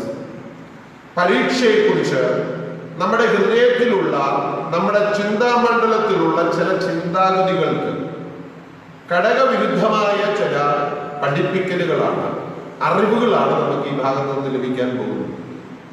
ഇവിടെ പറഞ്ഞിരിക്കുകയാണ്, യേശു പരിശുദ്ധാത്മാവ് നിറഞ്ഞവനായി യോർദാൻ വിട്ടു മടങ്ങി ആത്മാവ് അവനെ മരുഭൂമിയിലേക്ക് നടത്തി പിശാച് അവനെ 40 ദിവസം പരീക്ഷിച്ചു കൊണ്ടിരുന്നു. മത്തായിയുടെ സുവിശേഷത്തിൽ 40 ദിവസത്തെ ഉപവാസം കഴിഞ്ഞു വന്നപ്പോൾ പിശാച് അവനെ പരീക്ഷിക്കാൻ വന്നു എന്നാണ് അവിടെ രേഖപ്പെടുത്തിയിരിക്കുന്നത്. എന്നാൽ ലൂക്കോസിന്റെ സുവിശേഷത്തിൽ ഓർപ്പിക്കുന്നു 40 ദിവസവും പരീക്ഷയിലൂടെ കടന്നു പോവുകയായിരുന്നു. നമ്മൾക്കൊക്കെ ഒരു വിചാരമുണ്ട്, ഉപവാസം കഴിയുമ്പോഴാണ് പരീക്ഷ കൂടുന്നത്. ഒരു വിധത്തിൽ ശരിയാണ്, ഉപവാസം കഴിയുമ്പോഴാണ്. എന്നാൽ ഉപവാസം കഴിയുമ്പോൾ മാത്രമല്ല, ഉപവാസം തുടങ്ങുമ്പോഴേ എന്തും സ്റ്റാർട്ട് ചെയ്തു. പിശാച് അവന്റെ പ്രലോഭനങ്ങൾ സ്റ്റാർട്ട് ചെയ്തു, ടെംപ്ടേഷൻസ് സ്റ്റാർട്ട് ചെയ്തു. അല്ലേ? ചിലരെ കുറിച്ചൊക്കെ ഇങ്ങനെ പറയുന്നത് കേട്ടിട്ടുണ്ട്. സ്തോത്രം. ആ പുള്ളിയുടെ അടുത്ത് ഇപ്പോഴെങ്കിലും പോകരുത്, ഉപവാസത്തിലാണ്. അതുകൊണ്ട് പുള്ളിക്ക് തന്നെ ഇപ്പൊ കൺട്രോൾ കാണത്തില്ല. അല്ലേ? ശരിയാണ്. പലപ്പോഴും നമ്മുടെ അനുഭവത്തിൽ നിന്ന് നമുക്കറിയാം, ഉപവാസത്തിൽ ഇരിക്കുമ്പോൾ ദേഷ്യം കൂടുതലാണ്. എന്തുകൊണ്ടാണ് ദേഷ്യം കൂടുതൽ? അത് പ്രലോഭനമല്ലേ? ദേഷ്യപ്പെട്ട് കൃപ നഷ്ടപ്പെടുത്തുവാൻ പിശാച് നമ്മുടെ മുൻപിൽ കൊണ്ടുവരുന്ന മാർഗങ്ങൾ. അപ്പോൾ അല്ലാതിരിക്കുമ്പോൾ ദേഷ്യമില്ലായിരുന്നോ? ഉണ്ട്. അന്നേരമൊക്കെ എന്തോ ചെയ്യും? അന്നേരമൊക്കെ നമ്മൾ ദേഷ്യം ഡൈവേർട്ട് ചെയ്ത് വിടാൻ ഒന്നുകിൽ വെള്ളം കുടിക്കും, അല്ലെന്നുണ്ടെങ്കിൽ വല്ലതും കഴിക്കും, അല്ലെ പത്രം വായിക്കും, അല്ലെങ്കിൽ TV കാണും, അല്ലെ ആരോടെങ്കിലും സംസാരിക്കും, അല്ലെ എവിടെയെങ്കിലും ഇറങ്ങി നടക്കാൻ പോകും. ഇതൊക്കെ ചെയ്യാമായിരുന്നു. എന്നാൽ ഇപ്പോൾ അതിനൊന്നും ഒരു മാർഗമില്ല. ഉപവാസത്തിൽ ഇരിക്കുക. അപ്പോൾ ദേഷ്യം വരുമ്പോൾ പിന്നെ ആരോടെങ്കിലും കണ്ട് പറഞ്ഞു തീർത്തല്ലേ ദേഷ്യം പോയിട്ടുള്ളൂ. ഇതൊരു പ്രലോഭനമല്ലേ? അപ്പോൾ പ്രാർത്ഥിക്കാൻ ഇരുന്നപ്പോഴേ, ഉപവാസത്തിൽ ഇരുന്നപ്പോൾ തന്നെ പിശാച് അവന്റെ പ്രലോഭനങ്ങൾ ആരംഭിച്ചു. ഒന്നാം ദിവസം മുതൽ തന്നെ ഏറ്റവും കൂടുതൽ വിശപ്പ് അനുഭവപ്പെടുന്നത് എപ്പോഴാണ്? ഉപവാസം ആരംഭിക്കുന്ന ദിവസങ്ങളിൽ ഉപവസിച്ചിട്ടുള്ളവർക്കറിയാം. അതിന്റെ 1, 2, 3 ദിവസങ്ങളിലാണ് ഏറ്റവും കൂടുതൽ വിശപ്പ് അനുഭവപ്പെടുന്നത്. ഒരു 4-5 ദിവസമൊക്കെ കഴിഞ്ഞു കഴിഞ്ഞാൽ പിന്നെ എന്തോ സംഭവിച്ചു? ആ വിശപ്പ് അങ്ങ് മാറി. സ്തോത്രം. അപ്പോൾ ഇന്നിപ്പം നമ്മുടെയുള്ള ആൾക്കാരെ കുറിച്ച് പറഞ്ഞു കഴിഞ്ഞാൽ വാസ്തവത്തിൽ ഉപവാസമല്ലല്ലോ നടക്കുന്നത്. അത് ശരിക്കും ഒരു പട്ടിണിയിരിപ്പാണ്. കാര്യമല്ല, നമ്മള് ഉപേക്ഷിക്കുന്നത് ആഹാരം മാത്രമേ ഉള്ളൂ. ബാക്കിയെല്ലാം നമ്മൾ നടത്തുന്നുണ്ട്. ബാക്കിയെല്ലാം ചെയ്തുകൊണ്ട് നമ്മൾ പട്ടിണി ഇരിക്കുന്നു എന്ന് പറഞ്ഞാൽ മതി. അതല്ല ഉപവാസം. ഉപവാസം എന്ന് പറയുന്നത് ദൈവവുമായിട്ടുള്ള സംസർഗത്തിൽ നിന്ന് നമ്മെ മാറ്റി നിർത്തുന്നതെല്ലാം അവോയ്ഡ് ചെയ്തുകൊണ്ട് ദൈവസന്നിധിയിൽ വേറിട്ടിരിക്കുന്നത് ഉപവാസം. ആമേൻ. Anything what distract us from a communion and communication with God is being avoided at the time of fasting. So what is the fasting is for? The fasting is for to have a perfect communion and communication with God. കഴിഞ്ഞ നാളുകളിൽ മുറിഞ്ഞുപോയ ദൈവവുമായിട്ടുള്ള ബന്ധവും ദൈവവുമായിട്ടുള്ള സംഭാഷണവും ഒന്ന് മടക്കി പ്രാപിക്കുവാൻ വേണ്ടി ദൈവസന്നിധിയിൽ വേറിട്ടിരിക്കുന്ന സമയമാണ് ഉപവാസം. അതിന് പ്രയോജനപ്പെട്ടിട്ടില്ലെങ്കിൽ പിന്നെ ഉപവാസം കൊണ്ട് പ്രത്യേകിച്ച് വലിയ കാര്യമൊന്നുമില്ല. അപ്പോൾ ഇവിടെ യേശുവിനെ ഡേ 1 മുതൽ തന്നെ ആര് പരീക്ഷിക്കുകയായിരുന്നു? പിശാച് പരീക്ഷിക്കുകയാണ്. അവിടെ എഴുതിയേക്കുന്ന ചില പദങ്ങൾ നിങ്ങളുടെ ശ്രദ്ധയിൽ കൊണ്ടിരിക്കുകയാണ്. യേശു പരിശുദ്ധാത്മാവ് നിറഞ്ഞവനായി യോർദാൻ വിട്ട് മടങ്ങി. പരിശുദ്ധാത്മാവ് നിറഞ്ഞവനായിട്ടാണ് യേശുവിനെ പരീക്ഷയിലേക്ക് ദൈവം അല്ലെങ്കിൽ ഇതിലേക്ക് നടന്നത്. അപ്പൊ നിറഞ്ഞിരിക്കുന്ന ഒരവസ്ഥയിലുള്ള വ്യക്തിയിലേക്ക് പിന്നെ പുറത്തുനിന്ന് യാതൊന്നിനും പ്രവേശിക്കാൻ സാധ്യമല്ല. ഇങ്ങനെയുള്ള ഒരവസ്ഥയിലാണ് നമ്മളായിരിക്കുന്നതെങ്കിൽ പിശാച് എത്ര പ്രലോഭനങ്ങൾ കൊണ്ട് നമ്മുടെ മുൻപിൽ വന്നാലും നമ്മൾ അതിന് വീഴത്തില്ല. കാര്യമല്ല, അതിനകം മുഴുവൻ പരിശുദ്ധാത്മാവുമായിട്ട് ഫിൽഡായിട്ടിരിക്കുന്നത് കൊണ്ട് അതിനകത്ത് ഒരു മില്ലി മീറ്ററോ അല്ലെങ്കിൽ ഒരു മില്ലിഗ്രാമോ എന്തെങ്കിലും സാധനം കൂടുതൽ അതിനകത്തോട്ട് കൊള്ളിക്കാൻ സാധ്യമല്ല. അല്ലേ? നമ്മൾ സാധാരണ പറയാറുണ്ട്, നിറഞ്ഞു എന്ന് ഉള്ള അവസ്ഥയ്ക്ക് ഒരു ഗ്ലാസ്സിനകത്തോട്ട് കുറെ കല്ലെടുത്ത് വാരിയിട്ട് നിറച്ചേച്ച് നിറഞ്ഞു എന്ന് പറഞ്ഞു കഴിഞ്ഞാൽ നിറഞ്ഞിരിക്കുക, പക്ഷെ പൂർണ്ണമായിട്ട് നിറഞ്ഞോ? ഇല്ല. കാര്യമല്ല, അത് കഴിഞ്ഞിട്ട് അതിനകത്തോട്ട് കുറച്ച് മണൽ വാരിയിട്ടാൽ പിന്നെയും അതിനിടയ്ക്കല്ല, ആ ഗ്യാപ്പെല്ലാം പിന്നെ എന്നാലും നിറഞ്ഞോ ചോദിച്ചു കഴിഞ്ഞാൽ പൂർണ്ണമായിട്ട് നിറഞ്ഞില്ല. കാര്യമല്ല, ഈ മണലെടുത്തിട്ട് കുലുക്കി നിറച്ച ഈ ഗ്ലാസ്സിനകത്തോട്ട് പിന്നെയും കുറച്ച് വെള്ളം ഒഴിച്ചാൽ അതും അതിനകത്ത് ഫില്ലാവും. അപ്പോൾ പൂർണ്ണമായിട്ട് അത് നിറഞ്ഞില്ല. എന്നാൽ ഗ്ലാസ് നിറച്ച് വെള്ളം എടുത്ത് വെച്ചിട്ട് അതിനകത്ത് ഒരു പീസ് കല്ലൊക്കെ എടുത്തിട്ട് നോക്കി, ആ ഗ്ലാസ് തുളുമ്പി വെള്ളം പുറത്തോട്ട് പോകും. എന്ന് വെച്ചാൽ അതിനകത്ത് ഇനി ഒരു വസ്തു ഉൾക്കൊള്ളുവാൻ ഒരു സാധനവും അങ്ങോട്ട് കയറത്തില്ല എന്ന് ചുരുക്കം.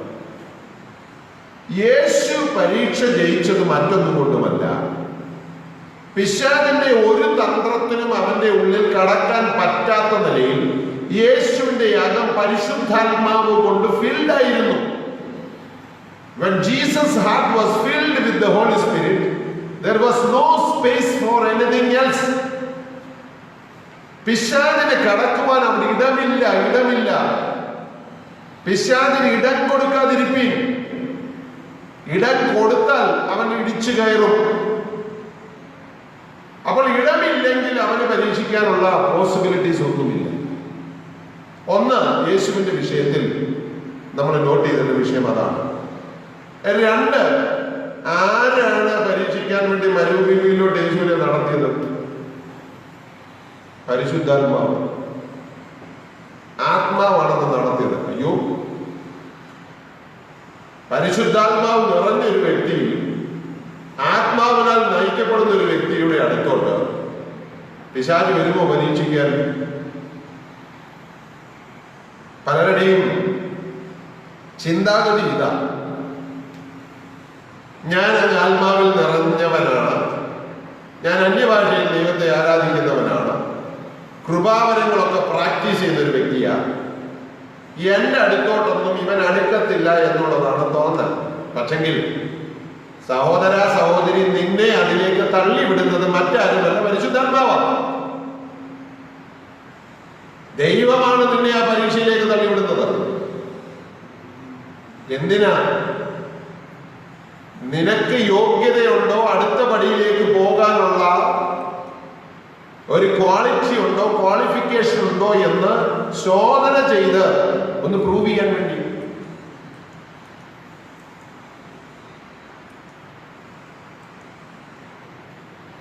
അപ്പോൾ ദൈവത്താൽ അറിഞ്ഞുകൊണ്ടാണ്, ഞാൻ മേളിൽ പറഞ്ഞതുപോലെ വാക്യത്തിൽ ഓർമ്മിച്ചതുപോലെ, ദൈവം അറിഞ്ഞുകൊണ്ടാണ്, ദൈവം തന്നെയാണ് നമ്മളെ ഈ ശോധനയിലേക്ക്, അല്ലെ ആത്മാവ് അറിഞ്ഞുകൊണ്ടാണ് നമ്മളെ ഈ ശോധനയിലേക്ക് കടത്തിവിടുന്നത്. എന്നാ പിന്നെ ദൈവത്തിന് അങ്ങ് ശോധന ചെയ്താൽ പോരായിരുന്നോ? ഈ പിശാചിനെ ഏൽപ്പിക്കേണ്ട കാര്യം ഉണ്ടായിരുന്നോ? എവിടൊക്കെ ശോധന വന്നോ, എവിടൊക്കെ പരീക്ഷ വന്നോ, പരീക്ഷിക്കാൻ വന്ന പുള്ളി ആരാ? യേശുവിന്റെ അടുക്കലാണെങ്കിലും, ഏദൻ തോട്ടത്തിൽ ആദാമുവാരുടെ അടുക്കലായിരുന്നെങ്കിലും, ഇയ്യോബിന്റെ ജീവിതത്തിലായിരുന്നെങ്കിലും വന്നതെല്ലാം ആരാ? പിശാച് തന്നെയാണ്. അപ്പൊ പിന്നെ ഒരു കാര്യം നമുക്ക് ഉറപ്പിക്കാം, ഈ പണി ഏൽപ്പിച്ചിരിക്കുന്ന ഒരു പുള്ളിയാണ് ആര്? പിശാച്. അവന്റെ പേര് തന്നെ അപവാദി എന്നാണ്, അക്യൂസർ എന്നാണ്. അക്യൂസർ, സാത്താൻ എന്നുള്ള വാക്കിന്റെ മറ്റൊരർത്ഥമാണ്. ഹീസ് ആൻ അക്യൂസർ, അല്ലേ? അക്യൂസർ. നമുക്ക് പലപ്പോഴും പ്രയാസം വരുത്തുന്ന ഒരു ഭാഗമാണ് ദൈവസന്നിധിയിൽ ദൈവപുത്രന്മാരെല്ലാം ഒരുമിച്ച് കൂടിയപ്പോൾ ഇയ്യോബിന്റെ പുസ്തകത്തിലെ വിഷയമാണ് ഞാൻ ഉറപ്പിക്കുന്നത്. പിശാചുമായി ഇടയ്ക്ക് അവിടെ ചെന്ന് കയറിയത്, അല്ലേ? പിശാചിന് അങ്ങോട്ട് ചെല്ലാനുള്ള പെർമിഷൻ ഉണ്ടോ? നമ്മുടെ വിചാരത്തില് അങ്ങനെയുള്ള ഒരു സ്ഥലത്തേക്ക്, ആ പരിശുദ്ധമായ സ്ഥലത്ത്, ദൈവം നിൽക്കുന്ന സ്ഥലത്തോട്ട് എങ്ങനെയാ പിശാചിൽ നിന്ന് കയറുന്നത്? ഇയ്യോബിന്റെ പുസ്തകം 1-ാം അധ്യായം അതിന്റെ 6-ാം വാക്യം ഒന്ന് വായിച്ചേ. The book of job chapter 1 verse 6. Now there was a day when the sons of God came to present themselves before the Lord, and Satan came also among them. ഒരു ദിവസം ദൈവപുത്രന്മാർ യഹോവയുടെ സന്നിധിയിൽ നിൽപ്പാൻ ചെന്നു, അവരുടെ കൂട്ടത്തിൽ സാത്താനും ചെന്നു. ആഹാ, ഇപ്പൊ ഇവൻ അവിടെയും കയറി ചെല്ലാവൂ? നമുക്കൊക്കെ സംശയമുള്ള ഒരു ഭാഗമാണ്, അതുകൊണ്ടാണ് അത് ഓർമ്മിച്ചത്. കയറിച്ചെല്ലാം കാര്യമല്ല. സ്വർഗം എന്ന് പറയുന്നത് ഒരു കോടതിക്ക് തുല്യമാണ്, അല്ലേ? കോടതിയിൽ ആരുണ്ട്? ജഡ്ജുണ്ട്, പിന്നെ വക്കീലുണ്ട്, പ്രതിയുണ്ട്, വാദിയുണ്ട്. അപ്പോൾ ഓരോ പ്രതിയെക്കുറിച്ചും വാദിക്കുവാൻ ഏൽപ്പിച്ചിരിക്കുന്ന അല്ലെങ്കിൽ അപവാദം ഉണർത്തിക്കുവാൻ നിയോഗിക്കപ്പെട്ടിരിക്കുന്ന വ്യക്തിയാണ് പിശാചൻ. അതുകൊണ്ട് തന്നെ അവന് കോർട്ടിൽ ഏതു സമയത്തും ജഡ്ജിയുടെ മുൻപിൽ ചെല്ലാനുള്ള സാവകാശമുണ്ട്. അപ്പോൾ അവൻ അവിടെ കയറി ചെന്നത് പിശാചെന്നുള്ള അധികാരത്തിലല്ല, മറിച്ച് അക്യൂസറായിട്ടാണ് അവിടെ ചെന്നിരിക്കുന്നത്, അല്ലേ? വാദിക്കുവാൻ വേണ്ടിയാണ് അവിടെ ചെന്നിരിക്കുന്നത്. ഇപ്പോൾ അവൻ അവിടെ ചെന്നതിന്റെ ഉദ്ദേശം എന്തായിരുന്നു? ഇയ്യോബിന്റെ വിഷയത്തിൽ വാദിക്കാൻ വേണ്ടിയാണ്. ആ വേദഭാഗത്തോട് നമ്മൾ ചെന്നത് കൊണ്ട് ആ ഭാഗത്തു നിന്ന് ചില കാര്യങ്ങൾ ഓർമ്മിക്കട്ടെ. അപ്പൊ ദൈവോത്തരന്മാർ യഹോവയുടെ സന്നിധിയിൽ നിൽപ്പാൻ ചെന്നു, അവരുടെ കൂട്ടത്തിൽ സാത്താനും ചെന്നു. അടുത്ത വാക്യം 7. യഹോവ സാത്താനോട് നീ എവിടെ നിന്ന് വരുന്നു എന്ന് ചോദിച്ചതിന് സാത്താൻ യഹോവയോട് ഞാൻ ഭൂമിയിൽ ഊടാടി സഞ്ചരിച്ചു വരുന്നുവെന്ന് ഉത്തരം പറഞ്ഞു. അല്ലേ? ആരോടാ പറയുന്നത്? പിതാവായ ദൈവത്തോട് പറയുക. ഞാനൊന്ന് കറങ്ങിച്ചൊക്കെ വരികയാണ്. അഹങ്കാരത്തിന്റെ വർത്താനമല്ലേ പറയുന്നത്? അഹങ്കാരം പറയാൻ ഒരു മടിയുമില്ലാത്തൊരു പുള്ളിയായി വരും. നമ്മുടെ ഭാഷ പറഞ്ഞാൽ അഹങ്കാരത്തിന് കൈയും കാലും ഫിറ്റ് ചെയ്തെന്നാ വിചാരം, അല്ലേ? എവിടാ പോയച്ച് വരിക എന്ന് നമ്മളോട് ആരെങ്കിലും ചോദിച്ചാൽ ഞാൻ ഞാൻ ഒത്തിരി ദുബായിക്ക് പോയിച്ചു വന്നു, അല്ലെങ്കിൽ ഞാൻ കൊല്ലത്ത് പോയിച്ചു വന്നു, ഞാൻ തിരുവനന്തപുരം വരെ പോയിച്ചു വന്നു എന്ന് സാധനം. ഞാനൊന്ന് കറങ്ങാൻ പോയതാണ്, അല്ലേ? കറക്റ്റായിട്ടുള്ള മറുപടി പുള്ളി പറഞ്ഞില്ല. ഞാനൊന്ന് കൂടാടി സഞ്ചരിച്ചു. അടുത്ത വാക്യം കർത്താവ് അവനോട് ചോദിക്കുന്നതുകൊണ്ട് യഹോവ സാത്താനോട് എന്റെ ദാസനായ ഇയ്യോബിന്മേൽ നീ ദൃഷ്ടി വെച്ചുവോ? അവനെ പോലെ നിഷ്കളങ്കനും നേരുള്ളവനും ദൈവഭക്തനും ദോഷം വിട്ടകലാത്തവനും ഭൂമിയിൽ ആരുമില്ലല്ലോ എന്നരുളി ചെയ്തു. അപ്പോൾ ഇയ്യോബിനെ കുറിച്ച് ദൈവത്തിനുള്ള സാക്ഷ്യം എന്ത് നല്ലൊരു സാക്ഷ്യമല്ലേ! നീ അവന്റെ മേൽ ദൃഷ്ടി വെച്ചോ? അവനെ പോലെ നിഷ്കളങ്കനും നേരുള്ളവനും ഭക്തനും ദോഷം വിട്ടകലുന്നവനും ഭൂമിയിൽ ആരുമില്ലല്ലോ എന്ന് അരുളി ചെയ്തു. നമ്മുടെ ഭാഷയിൽ പറഞ്ഞാൽ വിശ്വാസത്തിന്റെ മാതൃകയിൽ ഭക്തിയിൽ PhD എടുത്തൊരു മനുഷ്യനായിരുന്നു ആര്? ഇയ്യോബ്. ഇനിയും ഈ പുള്ളിക്ക് ടെസ്റ്റ് ഇടേണ്ട വലിയ കാര്യവുമുണ്ടോ? ഇനിയും ഈ മനുഷ്യനെ ശോധന ചെയ്യേണ്ട വലിയ ആവശ്യമുണ്ടോ? ദൈവം തന്നെ ഓൾറെഡി സർട്ടിഫിക്കറ്റ് കൊടുത്തു. ആരാ? ഇയ്യോബ് നിഷ്കളങ്കനാണ്, നേരുള്ളവനാണ്, ദൈവഭക്തനാണ്, ഒരു ദോഷവും ചെയ്യാത്തവനാണ്, ഭൂമിയിൽ ഇവന്റെ അത്രയും വിശുദ്ധനും ഭക്തനും ആരുമില്ല എന്ന് സ്വർഗം തന്നെ സർട്ടിഫിക്കറ്റ് കൊടുത്തൊരു മനുഷ്യൻ, അല്ലെ? അത് പിശാചിന് നോ എന്ന് പറയാൻ ഒക്കത്തില്ല. ഈ മനുഷ്യനെ ഇനിയും എന്തിനാ ശോധന ചെയ്യേണ്ടത്? ഇനി എന്തിനാ പരീക്ഷിക്കുന്നത്? ഇവന്റെ എന്ത് ഗുണമാണ് ഇനി ദൈവത്തിന്, എന്ത് വിശ്വസ്തതയാണ് ഇയ്യോബിനെ കുറിച്ച് ഇനി ദൈവത്തിന് മനസ്സിലാകാനിരിക്കുന്നത്? അടുത്ത വാക്യം വേഴ്സ് നമ്പർ 9. അതിന് സാത്താൻ യഹോവയോട് ഇല്ല എന്നൊന്നും പുള്ളി പറഞ്ഞില്ല. ഭക്തനാണെന്നോ ദോഷം വിട്ടകലുന്നവനല്ലെന്നോ എന്നൊന്നും ദൈവം പറഞ്ഞ സാക്ഷ്യത്തിന് വിരോധമായിട്ട് പറയാൻ പിശാചിന് നാവ് പോകുന്നില്ല. അതൊക്കെ സത്യമാണെന്ന് അവനും അറിയാം. അതൊക്കെ സമ്മതിച്ചു കൊടുത്തുകൊണ്ട് പറയുക. അവന്റെ ട്രിക്ക് നോക്കിയേ, എന്താണ് അവൻ പ്രയോഗിച്ച ഉപായം? അതിന് സാത്താൻ യഹോവയോട് വെറുതെയോ ഇയ്യോബ് ദൈവഭക്തനായിരിക്കുന്നത്? നീ പറഞ്ഞതൊക്കെ ശരിയാണ് കർത്താവേ. അവൻ നിഷ്കളങ്കനാ, അവൻ ദോഷം വിട്ടകന്നവനാ, അവൻ ദൈവഭക്തനാ. പക്ഷെ നീ പറയുന്നത് പോലെ അവൻ ഭക്തനായിരിക്കുന്നത് വെറുതെ ഒന്നുമല്ല എന്നാ പറഞ്ഞത് സാരം. എന്തുകൊണ്ടാണ് ഇയ്യോബ് ഭക്തനായിരിക്കുന്നതെന്നാണ് സാത്താൻ പറഞ്ഞത്. നെക്സ്റ്റ് വേഴ്സ്, അതിന്റെ 10-ാം വാക്യം അവിടെ പറയുകയാണ്, നീ അവനും അവന്റെ വീടിനും അവനുള്ള സകലത്തിനും ചുറ്റും വേലി കെട്ടിയില്ലയോ? നീ അവന്റെ പ്രവൃത്തിയെ അനുഗ്രഹിച്ചിരിക്കുന്നു, മൃഗസമ്പത്ത് ദേശത്ത് പെരുകിയിരിക്കുന്നു. പറഞ്ഞതിന്റെ സാരം മറ്റൊന്നുമല്ല, നീ അവന് വേണ്ടതെല്ലാം കൊടുത്തിട്ടുണ്ട്, അവൻ എല്ലാ സമൃദ്ധിയും കൊടുത്തിട്ടുണ്ട്, അവൻ എല്ലാ ഐശ്വര്യങ്ങളും കൊടുത്തിട്ടുണ്ട്, അവന് മൃഗസമ്പത്ത് കൊടുത്തിട്ടുണ്ട്, അവന് പുത്രസമ്പത്ത് കൊടുത്തിട്ടുണ്ട്, അനുഗ്രഹിക്കപ്പെട്ട തലമുറയെ കൊടുത്തു, അവൻ ഇഷ്ടം പോലെ വാരിക്കോരി സമൃദ്ധി കൊടുത്തു, ഭൗതികമായതെല്ലാം അവന് കൊടുത്തു. അത് തന്നെയല്ല, അതെല്ലാം അവന്റെ കയ്യിൽ നിലനിൽക്കത്തക്കവണ്ണം അതിന് ചുറ്റും വേലി കെട്ടി നീ അവനെ സൂക്ഷിക്കുക. പിന്നെ എങ്ങനെ അവൻ നിന്നെ മഹത്വപ്പെടുത്താത്തതെന്ന് ചോദിച്ചതിന്റെ സാരം. അപ്പോൾ ഇയ്യോബിന്റെ ഭക്തിക്ക് പോലും സംശയമുളവാക്കി ദൈവത്തോട് സംസാരിച്ചു, അല്ലെ? വെറുതെ ഒന്നുമല്ല അവൻ ഇതാണ് അപവാദിയുടെ ജോലി. ഇതാണ് ഒരു അക്യൂസറിന്റെ പരിപാടി. ഇത്രമാത്രം സർട്ടിഫിക്കറ്റ് ലഭിച്ച ഇയ്യോബിനെ കുറിച്ച് ദൈവസന്നിധിയിൽ ചെന്ന് ഇതാണ് പിശാചിന്റെ അക്യൂസേഷൻ എങ്കിൽ, ഒരു ദിവസം പ്രിയ ദൈവമക്കളെ, നമ്മെ കുറിച്ച് എന്തെല്ലാം പറയാനാണ് ഇവനുള്ളത്? ഹല്ലേലൂയ. നമ്മെ കുറിച്ചുള്ള പരാതി കേട്ട് കേട്ട് തമ്പുരാന്റെ ചെവി തഴമ്പിച്ചു പോയി കാണും, അല്ലേ? സ്തോത്രം. അജ്മാൻ ഏറിയയിൽ നിന്ന് വരിക എന്ന് പറയുമ്പോഴേ ചിലപ്പം ദൈവം പറയും, നീ ആ വിനുവിന്റെ കാര്യം മാത്രം എന്നോട് പറയണ്ട, എനിക്കെല്ലാം അറിയാം, ഞാൻ അവന്റെ പരാതി കേട്ട് കേട്ട് മടുത്തു. ഇതായിരിക്കും ഒരു പക്ഷേ നമ്മെ കുറിച്ച് സ്വർഗത്തിൽ തമ്പുരാന്റെ പ്രതികരണം. ഇന്ന് പകൽക്കാലം ഒന്ന് ചിന്തിച്ചോണം. ഒന്നും പറയാനില്ലാത്തൊരു മനുഷ്യനെ കുറിച്ച് ഇതാണ് പിശാചിന്റെ പ്രവൃത്തിയെങ്കിൽ നമ്മളൊക്കെ എന്തോ ഏത് ലെവലിൽ നിൽക്കുന്നു? ഇയ്യോബിനോട് തട്ടിച്ചു നോക്കുമ്പോൾ നമ്മൾ എവിടെ നിൽക്കുന്നു? അപ്പൊ പിന്നെ ഒരു ചോദ്യം, എന്തിനാണ് ദൈവം ഇയ്യോബിന്റെ ജീവിതത്തിൽ ഈ പ്രലോഭനങ്ങൾ, പരീക്ഷകൾ അനുവദിച്ചു കൊടുത്തത്? പിശാച് വാസ്തവത്തിൽ ദൈവത്തിന് ഇയ്യോബിനുള്ള കോൺഫിഡൻസിനെയാണ് ചോദ്യം ചെയ്തത്.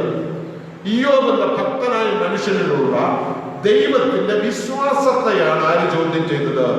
പിശാച് ചോദ്യം ചെയ്തത്. അതിൽ അവൻ ക്ലിയർ ആയിട്ട് പുറത്തു വരണമെന്നുള്ളത് ദൈവത്തിന്റെ കൂടെ ഒരു ആവശ്യമാണ്. അതുകൊണ്ട് തന്നെ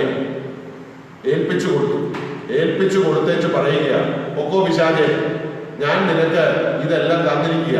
എന്തുവാ? അവന്റെ സമ്പത്തിനെ തൊടാനും അവന്റെ പുത്രിപുത്രന്മാരെ തൊടാനും അവന് നീ പറഞ്ഞ കുറെ ലോകപ്രകാരമുള്ള ചില സാധനങ്ങളുണ്ടല്ലോ, അതെല്ലാം തൊടാൻ ഞാൻ പെർമിഷൻ തന്നിരിക്കുക.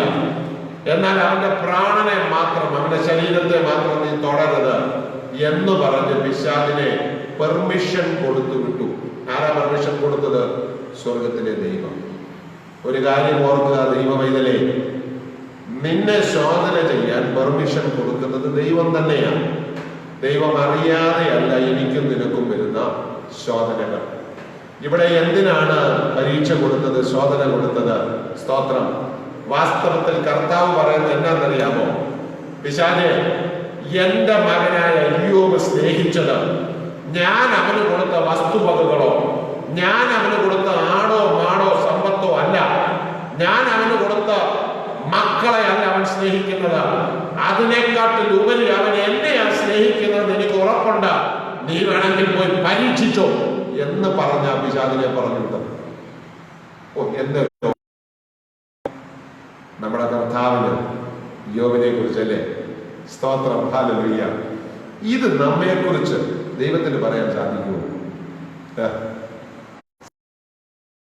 പറയാൻ ദൈവത്തിന് സാധിച്ചില്ലെങ്കിൽ ഇത് നീ ഞങ്ങൾ എവിടെ കിടക്കുന്നു? പരീക്ഷ കൊടുത്തു, ജയിച്ചു. നോക്കണം, ഇത് കഴിഞ്ഞ് വീണ്ടും പുള്ളി തിരിച്ചു വന്നു, ദൈവസന്നിധിയിൽ നിൽക്കുക അല്ലെ? യോബിന്റെ പുസ്തകത്തിൽ ഈ പ്രാവശ്യം വന്നപ്പോഴും ഇതേ ചോദ്യങ്ങളൊക്കെ ചോദിച്ചു. അപ്പോൾ വീണ്ടും അടുത്ത അപവാദം. അതെന്നോട്ട് പറയാനാണ്, സമ്പത്തും ആടുമാടുകളും മക്കളും പോയെന്ന് പറഞ്ഞ് ഏതൊരു മനുഷ്യനും ശരീരത്തിൽ പെർഫെക്റ്റ് ആയിട്ട് ഇരുന്ന് കഴിഞ്ഞാൽ അവൻ ചിലപ്പോൾ നിന്നോട് ഭക്തിയൊക്കെ കാണിച്ചു. നീ അവന്റെ സൗഖ്യവും അവന്റെ ശരീരവും നീ ഒന്ന് തൊട്ടു നോക്കിക്കേ, അപ്പൊ അറിയാം അവൻ നിന്നെ മുഖത്ത് നോക്കി തെറ്റിച്ച് പറയുമെന്ന്. അടുത്ത ചോദ്യം. അപ്പോ ആദ്യം പരീക്ഷ നേരിട്ടത് ഭൗതികത്തേലാണ്, രണ്ടാമത് തലമുറയിൽ പരീക്ഷിച്ചു, മൂന്നാമത്തെ പരീക്ഷ അവന്റെ ശരീരത്തിലാണ്. എന്ന് വെച്ച് കഴിഞ്ഞാൽ രോഗമെന്ന് പരീക്ഷിച്ചു. ഓരോ ലെവൽ ഓഫ് പരീക്ഷകളാണ്, ലെവൽ ഓഫ് ടെംപ്റ്റേഷൻസ്. അപ്പോൾ മൂന്നാമത്തെ പരീക്ഷ വന്നപ്പോൾ കർത്താവ് പറഞ്ഞു, ഓക്കെ ശരി, ഇനി അവന്റെ ആരോഗ്യത്തിലാണ് അവൻ പ്രശംസിക്കുന്നത്, അതുകൊണ്ടാണ് അവൻ എന്നെ സ്നേഹിക്കുന്നതെന്നാണ് നീ പറയുന്നതെങ്കിൽ പൊക്കോ, അവന്റെ ശരീരത്തെ തൊടാൻ ഞാൻ നിനക്ക് പെർമിഷൻ തന്നിരിക്കുക. പക്ഷെ അവന്റെ ആത്മാവിനെ മാത്രം നീ തൊട്ടേക്കരുത്, അവന്റെ പ്രാണന് മാത്രം ദോഷം വരുത്താൻ പാടില്ല. പൊക്കോളം പോയി. ഇവനാകുന്ന പണി മുഴുവൻ നോക്കി. ഇയ്യോബിന്റെ ശരീരത്തിന്റെ മേൽ ഇതുപോലെ വരുത്താൻ ഇനി പരീക്ഷകളൊന്നുമില്ല. സ്തോത്രം. സ്വന്തം ഭാര്യ പോലും, സ്വന്തം സുഹൃത്തുക്കൾ പോലും വന്ന് പറഞ്ഞു, ഈ ദൈവത്തെ തള്ളിക്കളഞ്ഞേച്ച് രക്ഷപ്പെടും. ഭാര്യ അന്നെ പറഞ്ഞെങ്കിൽ നീ ദൈവത്തെ തള്ളിക്കളഞ്ഞേച്ച് പോയി മരിക്കാനാണ്. ദൈവത്തെ തള്ളിക്കളഞ്ഞേച്ച് ചത്തുകളാം. അപ്പോൾ ഇയ്യോബിന്റെ മറുപടി, നീ ഒരു പൊട്ടി സംസാരിക്കുന്നത് പോലെ സംസാരിക്കുന്നു. എന്നാ പൊട്ടിയാന്ന് പറയാൻ കാര്യം? നീ ദൈവത്തെ തള്ളിക്കളഞ്ഞേച്ച് നീ രക്ഷപ്പെട്ട് ജീവിക്കെന്ന് പറഞ്ഞായിരുന്നെങ്കിൽ അതിനകത്ത് എന്തെങ്കിലും ഒരു അർത്ഥം ഉണ്ടായിരുന്നില്ലേ? ഇവിടെ പറഞ്ഞത് നീ ദൈവത്തെ തള്ളിക്കളയാനും പറയുന്നു, നീ ചാകാനും പറയുന്നു. അപ്പോൾ ഈ ലോകത്തിന് രക്ഷയില്ല, മറ്റിടത്തും രക്ഷയില്ല, രണ്ടിടത്തും ചാകും. അതുകൊണ്ടാണ് ഇയ്യോബ് പറഞ്ഞത് നീ ഒരു പൊട്ടിയെ പോലെ സംസാരിക്കുന്നു. സ്തോത്രം. ഇയ്യോബിനെ ദൈവം പരീക്ഷയിലൂടെ നടത്തി. ഒടുവിൽ ദൈവം പ്രൂവ് ചെയ്തു, ഇയ്യോബ് സ്നേഹിച്ചത് തൻ്റെ പ്രാണനെയല്ല, തൻ്റെ ശരീരത്തെയല്ല, തൻ്റെ മക്കളെയല്ല, തൻ്റെ സമ്പത്തിനെയല്ല, തൻ്റെ ജോലിയെയല്ല, അതിലൊക്കെ ഉപരിയായി ഇയ്യോബ് സ്നേഹിച്ചത് ദൈവത്തെ തന്നെയായിരുന്നു എന്ന ആ പരീക്ഷയിലൂടെ ദൈവം പ്രൂവ് ചെയ്യുകയാണ് ചെയ്തത്. ഈ പരീക്ഷയാണ് യഥാർത്ഥത്തിൽ ദൈവം ആഗ്രഹിക്കുന്ന ഒരു ടെസ്റ്റ്. നമ്മളെ ദൈവം ഇതുപോലെ ശോധന ചെയ്ത് കൊള്ളാകുന്നവരായി നമ്മളെ തന്നെ തെളിയിക്കണമെന്ന് ദൈവം ആഗ്രഹിക്കുന്നു. അതിൻ്റെ ഭാഗമായിട്ടാണ് നമ്മൾക്ക് ഈ വിധത്തിലുള്ള പരീക്ഷകളൊക്കെ ദൈവം കൊണ്ടുതരുന്നത്. അപ്പോൾ ആ പരീക്ഷയിൽ എന്ത് സംഭവിച്ചു? ഇയ്യോബ് വിജയിച്ചു എന്ന് നമുക്ക് പൂർണ്ണമായിട്ട് മനസ്സിലാക്കാൻ സാധിക്കും. ഇതേപോലെ തന്നെയാണ് യേശുവിനെ പരീക്ഷിച്ചത്. യേശുവിനെ പരീക്ഷിച്ചപ്പോൾ ആത്മനിറവിലായിരുന്നു യേശു, വചനത്താൽ നിറയപ്പെട്ടവനായിരുന്നു. യേശു അവിടെ പരാജയപ്പെടാതിരിക്കാൻ കാരണം പിശാച് ചോദിച്ച ഓരോ ചോദ്യത്തിനും വചനത്തിലൂടെ മറുപടി കൊടുക്കത്തക്കവണ്ണം താൻ ആത്മാവിലും വചനത്തിലും നിറഞ്ഞിരുന്നത് കൊണ്ട് അതിനെ ജയിക്കുവാൻ, പിശാചിനെ ജയിക്കുവാൻ കഴിഞ്ഞു എന്നാണ് ആ വിഷയങ്ങൾ നമുക്ക് മനസ്സിലാക്കി തരുന്നത്. സ്തോത്രം. പരീക്ഷിക്കപ്പെടുവാൻ ഏൽപ്പിച്ചു കൊടുത്തത് യേശുക്രിസ്തുവിന്റെ കാര്യത്തിൽ പരിശുദ്ധാത്മാവിനെയാണ്. ദൈവമാണ് ആ പരീക്ഷയിലേക്ക് യേശുവിനെ പോലും തള്ളിവിട്ടത്. തൻ്റെ പുത്രൻ പോലും ഈ ലോകത്തില് പരീക്ഷയിലൂടെ കൊള്ളാകുന്നവനായി, തികഞ്ഞവനായി പുറത്തു വരണമെന്ന് ദൈവം ആഗ്രഹിച്ചു. തൻ്റെ പുത്രൻ പോലും അതിലൂടെ തെളിയിക്കപ്പെടണമെന്ന് ദൈവം ആഗ്രഹിച്ചെങ്കിൽ, പ്രിയ ദൈവമക്കളെ, എനിക്കും നിങ്ങൾക്കും പരീക്ഷയുണ്ട് എന്ന് ഇന്ന് പകൽക്കാലം വീണ്ടും ഒന്നുകൂടെ മനസ്സിലാക്കുക. അപവാദം പറച്ചിലെന്നുള്ളത്, അല്ലെങ്കിൽ സംശയം സൃഷ്ടിക്കുക എന്നുള്ളത് എന്താണ്? പിശാചിന്റെ ഒരു വലിയ തന്ത്രമാണ്. ഒന്നാമത്തെ പരീക്ഷയിൽ ദൈവത്തോട് ചോദിച്ച പരീക്ഷ എന്തായിരുന്നു? സ്തോത്രം, ഹല്ലേലൂയ. പിന്നെ പിശാച് എന്താണ് അവിടെ ചെയ്തത്? അപ്പം അല്ലെ, വിശന്നിരുന്നപ്പോൾ മത്തായിയുടെ സുവിശേഷം 4-ാം അധ്യായം, let us come to Matthew chapter 4 verse 3. മത്തായിയുടെ സുവിശേഷം 4-ാം അധ്യായം 3-ാം വാക്യത്തിലേക്ക് ഇവിടെ വരുന്നു. അപ്പോൾ പരീക്ഷകൻ അടുത്ത് വന്ന്, നീ ദൈവപുത്രനെങ്കിൽ ഈ കല്ല് അപ്പമായി തീരുവാൻ കൽപ്പിക്ക എന്ന് പറഞ്ഞു. അല്ലെ, നീ ദൈവപുത്രനെങ്കിൽ. യേശു ദൈവപുത്രനാണെന്ന് പിശാചിന് അറിയത്തില്ലേ? നല്ലവണ്ണം അറിയാം, 100% അറിയാം. അപ്പൊ പിന്നെ ഇവിടെ if you are son of God, when the tempter came to him, he said, if thou be the son of God, command that these stones be made bread. Look at the way the tempter is putting an accusation in God. നീ വാസ്തവത്തിൽ ദൈവത്തിന്റെ പുത്രനാണെങ്കിൽ, അല്ലേ, പരീക്ഷകൻ അടുത്ത് വന്ന് നീ ദൈവപുത്രനെങ്കിൽ ഈ കല്ല് അപ്പമായി തീരുവാൻ കൽപ്പിക്കാം. ഒരു സംശയം ഇടുകയാണ്. ആരുടെ ഹൃദയത്തിൽ? യേശുവിന്റെ ഹൃദയത്തിൽ പോലും സംശയം ഇടുവാൻ മടി കാണിക്കാത്ത, പേടിയില്ലാത്ത ഒരപവാദിയാണ് ഈ പിശാച്. അവന്റെ തന്ത്രം ഇതാണ്. എന്താണ്? ദൈവവും നമ്മളുമായിട്ടുള്ള ബന്ധത്തെ ചോദ്യം ചെയ്യിപ്പിക്കുന്നതാണ് അവന്റെ എല്ലാ തന്ത്രങ്ങളും. നമ്മളും ഇതേ അവസ്ഥയിലൂടെയല്ലേ പ്രിയപ്പെട്ടവരെ കടന്നു പോകുന്നത്? ജീവിതത്തിൽ എന്തെങ്കിലും ഒരു പരിശോധനയോ പ്രലോഭനമോ വരുമ്പോൾ, ഒരു ശോധന വരുമ്പോൾ പലപ്പോഴും നമ്മൾ കരയുകയും നെടുവീർപ്പിടുകയും ചെയ്യുന്നത് എന്താ? കർത്താവേ, എന്നാലും നീ എന്നോട് ഇത് ചെയ്തല്ലോ, എനിക്കെന്തുകൊണ്ടാ കർത്താവേ ഇങ്ങനെ വന്നത്? ഞാൻ ഇത്രയെല്ലാം നിനക്ക് വേണ്ടി ഓടിയിട്ടും അധ്വാനിച്ചിട്ടും ഇങ്ങനൊരു ദോഷം നീ എന്നോട് എന്തിനാ കർത്താവേ ചെയ്തത്? പിശാചിന്റെ ഒരു തന്ത്രം ഇതാണ്. ഒരു പ്രയാസം വരുമ്പോൾ, ഒരു വേദന വരുമ്പോൾ, ഒരു രോഗം വരുമ്പോൾ ദൈവവുമായിട്ടുള്ള നമ്മുടെ ബന്ധത്തിന് ഉലച്ചിൽ തട്ടിക്കുക എന്നുള്ളതാണ് അവന്റെ പരിപാടി. യേശുവിനോട് പോലും ചോദിച്ചത് അത് തന്നെയാണ്. നീ വാസ്തവത്തിൽ ദൈവത്തിന്റെ പുത്രനാണെങ്കിൽ നീ എന്തോ ചെയ്യും? അല്ലേ? ഈ കല്ലിനോടൊന്നപ്പ പറ. രണ്ട്, ആ ആദ്യത്തെ ടെംപ്റ്റേഷനിൽ നിന്ന് മനസ്സിലാക്കാൻ പറ്റുന്നത്, യേശു അപ്പോൾ ശരീരത്തിൽ വാസ്തവത്തിൽ വിശന്നിരിക്കുകയാണെന്ന് നല്ലവണ്ണം അവരറിയാം. ഏറ്റവും മുമ്പേ അവൻ പരീക്ഷിച്ചത് ശരീരത്തിന്റെ ആവശ്യകതയെ മുന്നിൽ നിർത്തിക്കൊണ്ടാണ്. അല്ലെങ്കിൽ ആത്മാവിന്റെ വിഷയത്തിൽ ഒന്നും പരീക്ഷ കൊടുക്കാതെ ശാരീരികമായ വിഷയങ്ങൾക്ക് ഇമ്പോർട്ടൻസ് കൊടുത്താണ് അവന്റെ പരീക്ഷ. ശരീരം ക്ഷീണിച്ചു പോയാൽ പിന്നെ നിൽക്കാൻ പറ്റുമോ? നീ കഴിഞ്ഞ 40 ദിവസം ഒന്നും കഴിക്കാതിരിക്കുകയില്ലയോ? അല്ലേ? ഒരു കാര്യം ചെയ്യും, എത്രയും പെട്ടെന്ന് നിനക്ക് ആഹാരം ആവശ്യമാണ്, അതുകൊണ്ട് പെട്ടെന്ന് ഈ കല്ലം കൊണ്ട് അപ്പമാക്കി അങ്ങ് ഭക്ഷിക്കുക, നീ ദൈവപുത്രനല്ലയോ? അല്ലേ? ശരീരത്തിന്റെ, ജഡത്തിന്റെ, ലോകത്തിന്റെ ആവശ്യങ്ങളും നിലനിൽപ്പും ഉന്നയിച്ചുകൊണ്ടാണ് പലപ്പോഴും പിശാച് നമ്മെ പരീക്ഷിക്കുന്നത്. ഇത് തന്നെയാണ് ഏദൻ പർദീസയിലും പിശാചിന്റെ സംശയം. അല്ലേ? ഹവ്വാമ്മച്ചിയോട് എങ്ങനെയാണ് പരീക്ഷിച്ചത്?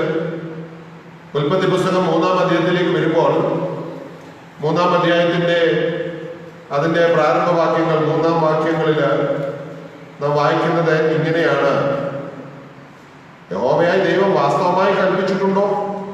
ആ ചോദ്യം എന്താണ്? ദൈവം വാസ്തവമായി കൽപ്പിച്ചിട്ടുണ്ടോ? യാതൊരു വൃക്ഷത്തിന്റെയും ഫലം നിങ്ങൾ തിന്നരുതെന്ന് ദൈവം വാസ്തവമായി കൽപ്പിച്ചിട്ടുണ്ടോ? ദൈവം പറഞ്ഞത് എന്തുവാ? പിശാച് ചോദിച്ചത് എന്തുവാ? ദൈവം പറഞ്ഞത് തോട്ടത്തിന്റെ നടുക്കുള്ള വൃക്ഷത്തിന്റെ ഫലം പറിച്ചു തിന്നരുത്, നന്മ തിന്മകളുടെ അറിവിന്റെ വൃക്ഷത്തിന്റെ ഫലം പറിച്ചു തിന്നരുതെന്നാണ് കർത്താവ് അവരോട് ഓർപ്പിച്ചത്. എന്നാൽ ഇവിടെ അതൊക്കെ അങ്ങ് വിട്ടിട്ട് പിശാച് ചോദിക്കുന്ന ചോദ്യം എന്തുവാ? ഈ തോട്ടത്തിലുള്ള ഒരു വൃക്ഷത്തിന്റെയും ഫലം നിങ്ങൾ കഴിക്കരുതെന്ന് പിശാച് ദൈവം പറഞ്ഞിട്ടുണ്ടോ? എന്ന് വെച്ചാൽ പിശാച് ഓർപ്പിക്കുന്നത് മറ്റൊന്നുമല്ല, ഈ ദൈവം നിങ്ങളെ കൊണ്ട് വെറുതെ ഇട്ട് പണി ചെയ്യിപ്പിക്കുക. എന്റെ അവ്വ, കണ്ടിട്ട് ആകെപ്പാടെ അങ്ങ് ക്ഷീണിച്ചിരിക്കുന്നല്ലോ, ഈ ദൈവം അല്ലേലും ഇങ്ങനെ ഈ തോട്ടത്തിലിട്ട് നിങ്ങളെ കൊണ്ട് ഇഷ്ടംപോലെ പണി ചെയ്യിപ്പിച്ച് വെച്ച് കഴിക്കാനും ഒന്നും തരത്തില്ല, ഇതാ അല്ലേലും അങ്ങയുടെ പണി എന്ന് പറഞ്ഞ് ഹവ്വായുടെ ഹൃദയത്തിലോട്ടൊരു സഹാനുഭൂതി. അല്ലേ? പലപ്പോഴും നമ്മുടെ എല്ലാം പ്രശ്നം ഇതാണല്ലോ, എനിക്ക് വേണ്ടതുപോലൊന്നും കിട്ടുന്നില്ല, ഞാൻ പ്രവർത്തിക്കുന്നതിനനുസരിച്ചൊന്നും എനിക്ക് ലഭിക്കുന്നില്ല എന്നുള്ളതാണ് നമ്മുടെ എല്ലാം പരാതി. ഈ പരാതിയിൽ കയറി പിടിച്ചു പിശാച് ഇത് തൊടുത്തു വിട്ടാൽ അത് കുറുക്കി കൊള്ളുമെന്ന് നല്ലവണ്ണം പിശാചിനറിയാം. അതേ പോയിന്റിൽ കയറി പിടിച്ചു. എന്നിട്ട് ഹവ്വായുടെ ഒരു സിമ്പതി, എനിക്കറിയാം ഹവ്വ, നീ ഈ തോട്ടത്തിൽ നീയും ഭർത്താവും കൂടെ ഒരുപാട് കിടന്ന് കഷ്ടപ്പെടുന്നുണ്ട്. കാരണം തോട്ടം സൂക്ഷിപ്പാനും അതിൽ വേല ചെയ്യാനും വലിയ കർത്താവ് അതിനകത്താക്കിയത്. അതുകൊണ്ട് അത് തന്നെയല്ല, നിങ്ങളെ കൊണ്ട് ഇത്രയും പണി ചെയ്യിപ്പിക്കുകയും ചെയ്യുന്നു, നിങ്ങളുടെ ശരീരത്തിന് ആവശ്യമായ പോഷകവും ആഹാരവും ഒന്നും തരാതെ ഈ പഴം പോലും തിന്നാതെ നിങ്ങൾ എങ്ങനെ ജോലി ചെയ്യുന്നത് എന്ന് പറഞ്ഞ് ഹവ്വയുടെ ഹൃദയത്തിൽ എന്തോ ചെയ്തു? സംശയത്തിന്റെ വിത്തെടുത്ത് പാകി. അല്ലേ? പലരും ഈ വിഷയം വരുമ്പോഴൊക്കെ ഇങ്ങനെ ചോദിക്കുന്ന, പ്രത്യേകിച്ച് ഈ സ്റ്റുഡൻസ് ക്യാമ്പുകളിലൊക്കെ സ്ഥിരം വരുന്ന ചോദ്യങ്ങളാണ്. ദൈവത്തിന് അറിയത്തില്ലായിരുന്നു അവർ പഴം പറിച്ചു തിന്നുവന്ന്, എന്നാ പിന്നെ ദൈവത്തിന് അതങ്ങ് അനുവദിച്ചു കൊടുക്കാതിരുന്ന പോരായിരുന്നോ? അറ്റ്ലീസ്റ്റ് ഔവ അങ്ങോട്ട് പഴം പറിക്കാൻ ചെന്നപ്പോഴെങ്കിലും ഔവയുടെ കയ്യെ കയറി പിടിച്ച് അതിനകത്തൊന്നും പിന്തിരിപ്പിക്കുന്നില്ലായിരുന്നോ?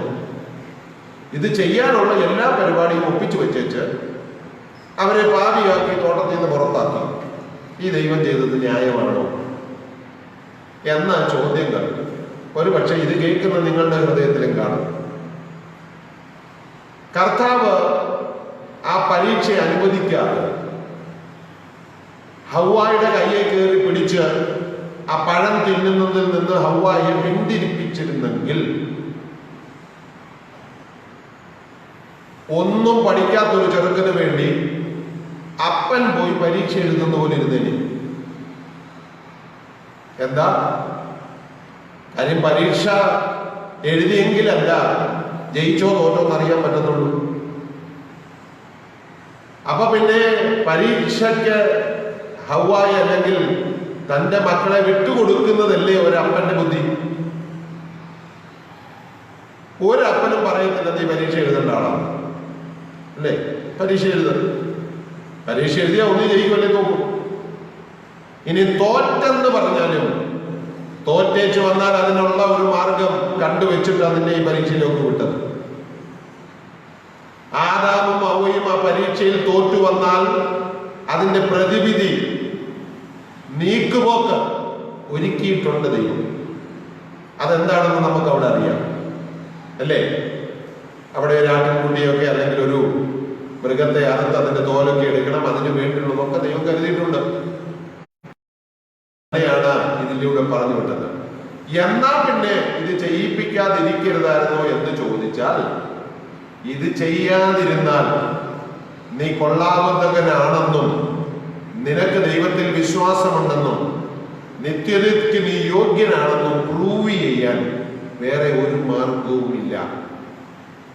പരീക്ഷയിലൂടെ കടന്നുപോയെങ്കിൽ മാത്രമേ അത് തെളിയിക്കപ്പെടാൻ സാധ്യമാകത്തുള്ളൂ. പ്രലോഭിപ്പിക്കുന്നവൻ പ്രശാദാണ്, ആ ജോലി അവനെ ഏൽപ്പിച്ചിരിക്കുന്നു. പ്രലോഭനത്തിന് വിട്ടു തന്നിട്ട് ജയിച്ചില്ലെങ്കിൽ അതിന് വേണ്ട പോക്കുവഴികളൊക്കെയും ദൈവത്തിന്റെ കയ്യിലുണ്ട്. പ്രിയ ദൈവമക്കളെ, ഞാൻ ഓർപ്പിച്ചതിന്റെ സാരം, ഇന്ന് ഈ വിഷയത്തിലേക്ക് വന്നതിന്റെ സാരം, ദാവീദ് 141 പ്രാർത്ഥിക്കുന്നത്, 141 സങ്കീർത്തനത്തിലും പ്രാർത്ഥിക്കുന്നത്, കർത്താവേ എനിക്ക് ഈ ലോകത്തിൽ പ്രലോഭനവും പരീക്ഷയും ഉണ്ട്, എന്നാൽ അതിനെ അതിജീവിക്കാൻ നീ എനിക്ക് കൃപ തരണമേ എന്നാണ് ദാവീദ് അവിടെ പ്രാർത്ഥിച്ചത്. ഇതേപോലെ പ്രിയ ദൈവമക്കളെ, നമ്മൾക്ക് പരീക്ഷകളെ നേരിടുവാൻ ഈ ദിവസങ്ങളിൽ പ്രാർത്ഥിക്കേണ്ടത് ആവശ്യമാണ്. ക്രൂശിനെ ഒഴിവാക്കി മാനുഷിക നിലയിൽ ആശ്വാസം കൊടുക്കാനാണ് എപ്പോഴും പിശാച് ശ്രമിക്കുന്നത് അല്ലേ? ക്രൂശിനെ ഒഴിവാക്കുക. യേശു നമ്മുടെ മേൽ നമുക്ക് ജയം തന്നത്, നമ്മളെ ജയാളികളാക്കിയത് താൻ ക്രൂശിൽ മരിച്ചുകൊണ്ടാണ്. താൻ തന്നെ ക്രൂശിൽ ഏൽപ്പിച്ചു. പാപത്തിന്റെ ശമ്പളമാകുന്ന മരണത്തിനുള്ള വില തന്റെ മരണത്തിലൂടെ യേശു കൊടുത്തു. അങ്ങനെ താൻ നമ്മുടെ എല്ലാ കുറവുകൾക്കും പ്രായശ്ചിത്തമായി തീർന്നു. ക്രൂശില്ലാതെ ഇതിൽ നിന്നൊരു മോചനമില്ല. അതുകൊണ്ട് തന്നെയാണ് നമ്മുടെ ജഡത്തെ നമ്മൾ രാഗമോഹങ്ങളോടുകൂടെ ക്രൂശിക്കണമെന്ന് പറഞ്ഞത്. ക്രൂശിച്ചില്ല എങ്കിൽ എന്തു സംഭവിക്കും? ഈ പ്രതിയോഗി നമ്മെ ഏത് സമയത്തും ഇടർച്ച വരുത്തുവാൻ അല്ലെങ്കിൽ പരീക്ഷിക്കുവാൻ ഊടാടി സഞ്ചരിച്ചുകൊണ്ടിരിക്കുകയാണ്.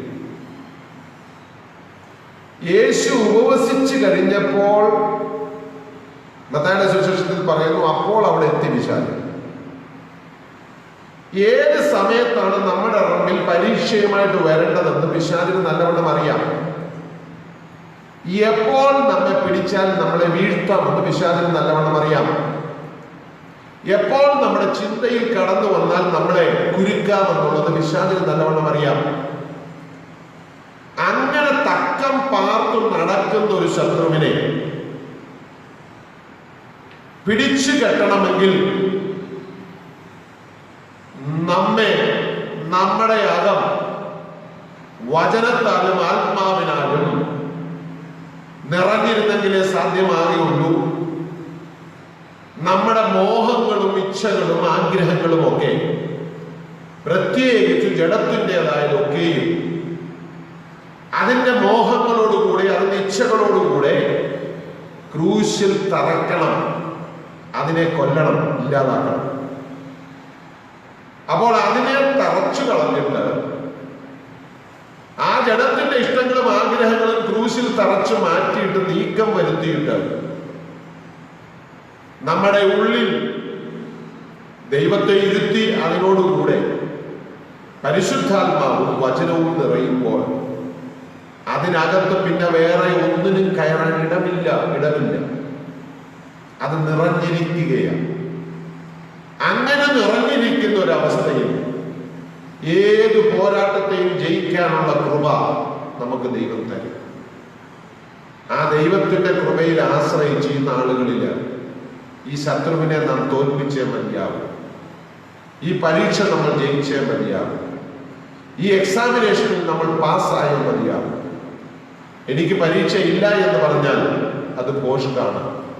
എല്ലാവർക്കും ഉണ്ട് എന്ന് ദൈവവചനം ഓർപ്പിക്കുന്നു. അപ്പോൾ തന്നെ പരീക്ഷ ജയിക്കേണ്ടത് ആവശ്യമാണ്. എങ്ങനെയാണെന്നും ദൈവവചനം ഓർപ്പിച്ചു. നമുക്ക് യോബിന്റെ ജീവിതത്തിലൂടെ നമുക്ക് മനസ്സിലാകുന്നത് ഭക്തനാണോ ഭക്തനല്ലയോ എന്നുള്ളതൊന്നും പരീക്ഷയ്ക്ക് ഒരു ക്രൈറ്റീരിയ അല്ല, ഒരു മാനദണ്ഡമല്ല. നീ പാപിയാണെങ്കിലും, നീ ഭക്തനാണെങ്കിലും, നീ പൊത്തുവിരത്വ വിശ്വാസിയാണെങ്കിലും എല്ലാവർക്കും പരീക്ഷയുണ്ട്.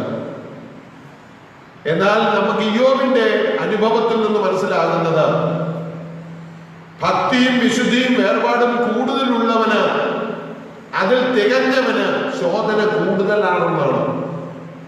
കാര്യമെന്നാ, അങ്ങനെ ഉള്ളവരോട് പിശാചിന് എതിർപ്പ് കൂടുതലാണ്. അങ്ങനെയുള്ളവരെയാണ് കൂടുതലായിട്ട് പിശാച് പരീക്ഷിക്കുവാൻ ശ്രമിക്കുന്നത്. അപ്പോൾ പരീക്ഷ വന്നതുകൊണ്ട് നിങ്ങൾ ദൈവത്തിൽ നിന്ന് അകന്നു പോയെന്നോ, നിങ്ങൾക്ക് ദൈവത്തിന് കൊള്ളാത്തവരാണെന്നോ എന്നുള്ള ചിന്ത വേണ്ട. നിങ്ങൾക്കൊരു പ്രതികൂലം വന്നാൽ, പരീക്ഷ വന്നാൽ അത് സന്തോഷത്തോടെ ഏറ്റെടുത്തുകൊണ്ട് അതെന്നെ നിത്യതയിലേക്ക് പ്രവേശിപ്പിക്കുവാനുള്ള ശോധനയാണ്, ഇതെന്റെ എക്സാമിനേഷനാണ്, ഇതിൽ ഞാൻ പാസ്സാകുവാനുള്ള കൃപയ്ക്ക് വേണ്ടി പ്രാർത്ഥിച്ച് ഞാൻ ജയമെടുക്കുമെന്ന് ഈ ദിവസങ്ങളിൽ നമ്മെ തന്നെ അതിനുവേണ്ടി ഒരുക്കി വിട്ടുകൊടുക്കാം. വളരെ പ്രശസ്തമായ ഒരു ഭക്തന്റെ വാക്കുകളെ ഓർപ്പിച്ച് എന്റെ വാക്കുകൾക്ക് വിരാമം കൊടുക്കുകയാണ്. When God answers your prayer, you have confidence in God. If God doesn't answer your prayer, God has confidence in you. If God answers your prayer, you have confidence in God. ദൈവം നിങ്ങളുടെ പ്രാർത്ഥന കേട്ട് മറുപടി തന്നാൽ നിങ്ങൾക്ക് ദൈവത്തിൽ വിശ്വാസമുണ്ട്. എന്നാൽ ദൈവം നിങ്ങളുടെ പ്രാർത്ഥനയ്ക്ക് മറുപടി നൽകാതിരുന്നാൽ ദൈവത്തിന് നിങ്ങളിൽ വിശ്വാസമുണ്ട്. എന്താ ഇങ്ങനെ പറയാൻ കാരണം? If God doesn't answer your prayer, God has got confidence in you എന്ന് പറഞ്ഞാൽ, പ്രാർത്ഥനയ്ക്ക് മറുപടി കൊടുത്തില്ലെങ്കിലും അവൻ എന്നെ ഉപേക്ഷിച്ച് പോകത്തില്ല, അവൻ എന്നെ തള്ളിപ്പറയത്തില്ല, അവൻ അപ്പോഴും എന്നെ സ്നേഹിക്കുമെന്ന് ദൈവത്തിന് ഉറപ്പുള്ളത് കൊണ്ടാണ് പലപ്പോഴും നിന്റെ പ്രാർത്ഥനകൾക്ക് മറുപടി താമസിക്കുന്നത്, ലഭിക്കാത്തത്. അതുകൊണ്ട് പ്രാർത്ഥനയ്ക്ക് മറുപടി ലഭിച്ചില്ലെങ്കിൽ ഒന്നുകൊണ്ടും ഭാരപ്പെടരുത്. ഒരു കാര്യം ഓർത്തുകൊള്ളണം, നിന്റെ പ്രാർത്ഥനയ്ക്ക് മറുപടി ലഭിക്കാതിരിക്കുന്നത് ദൈവത്തിന് നിന്നിലുള്ള വിശ്വാസത്തിന്റെ ഒരു ലക്ഷണമായിട്ട് അതിനെ കണ്ടുകൊണ്ട് ആ നീണ്ടുപോകും തോറും ദൈവത്തിൽ സന്തോഷിച്ച് പിന്നെയും നിന്റെ ആവശ്യങ്ങളെ സ്തോത്രത്തോട് ദൈവസന്നിധിയിൽ പ്രാർത്ഥിച്ചുകൊണ്ടേയിരിക്കുക. പരീക്ഷയിൽ അകപ്പെടാതിരിക്കുവാൻ പ്രാർത്ഥിക്കുകയും പ്രാർത്ഥിച്ച് താമസിക്കും തോറും പിറുപിറുപ്പ് വരരുത്.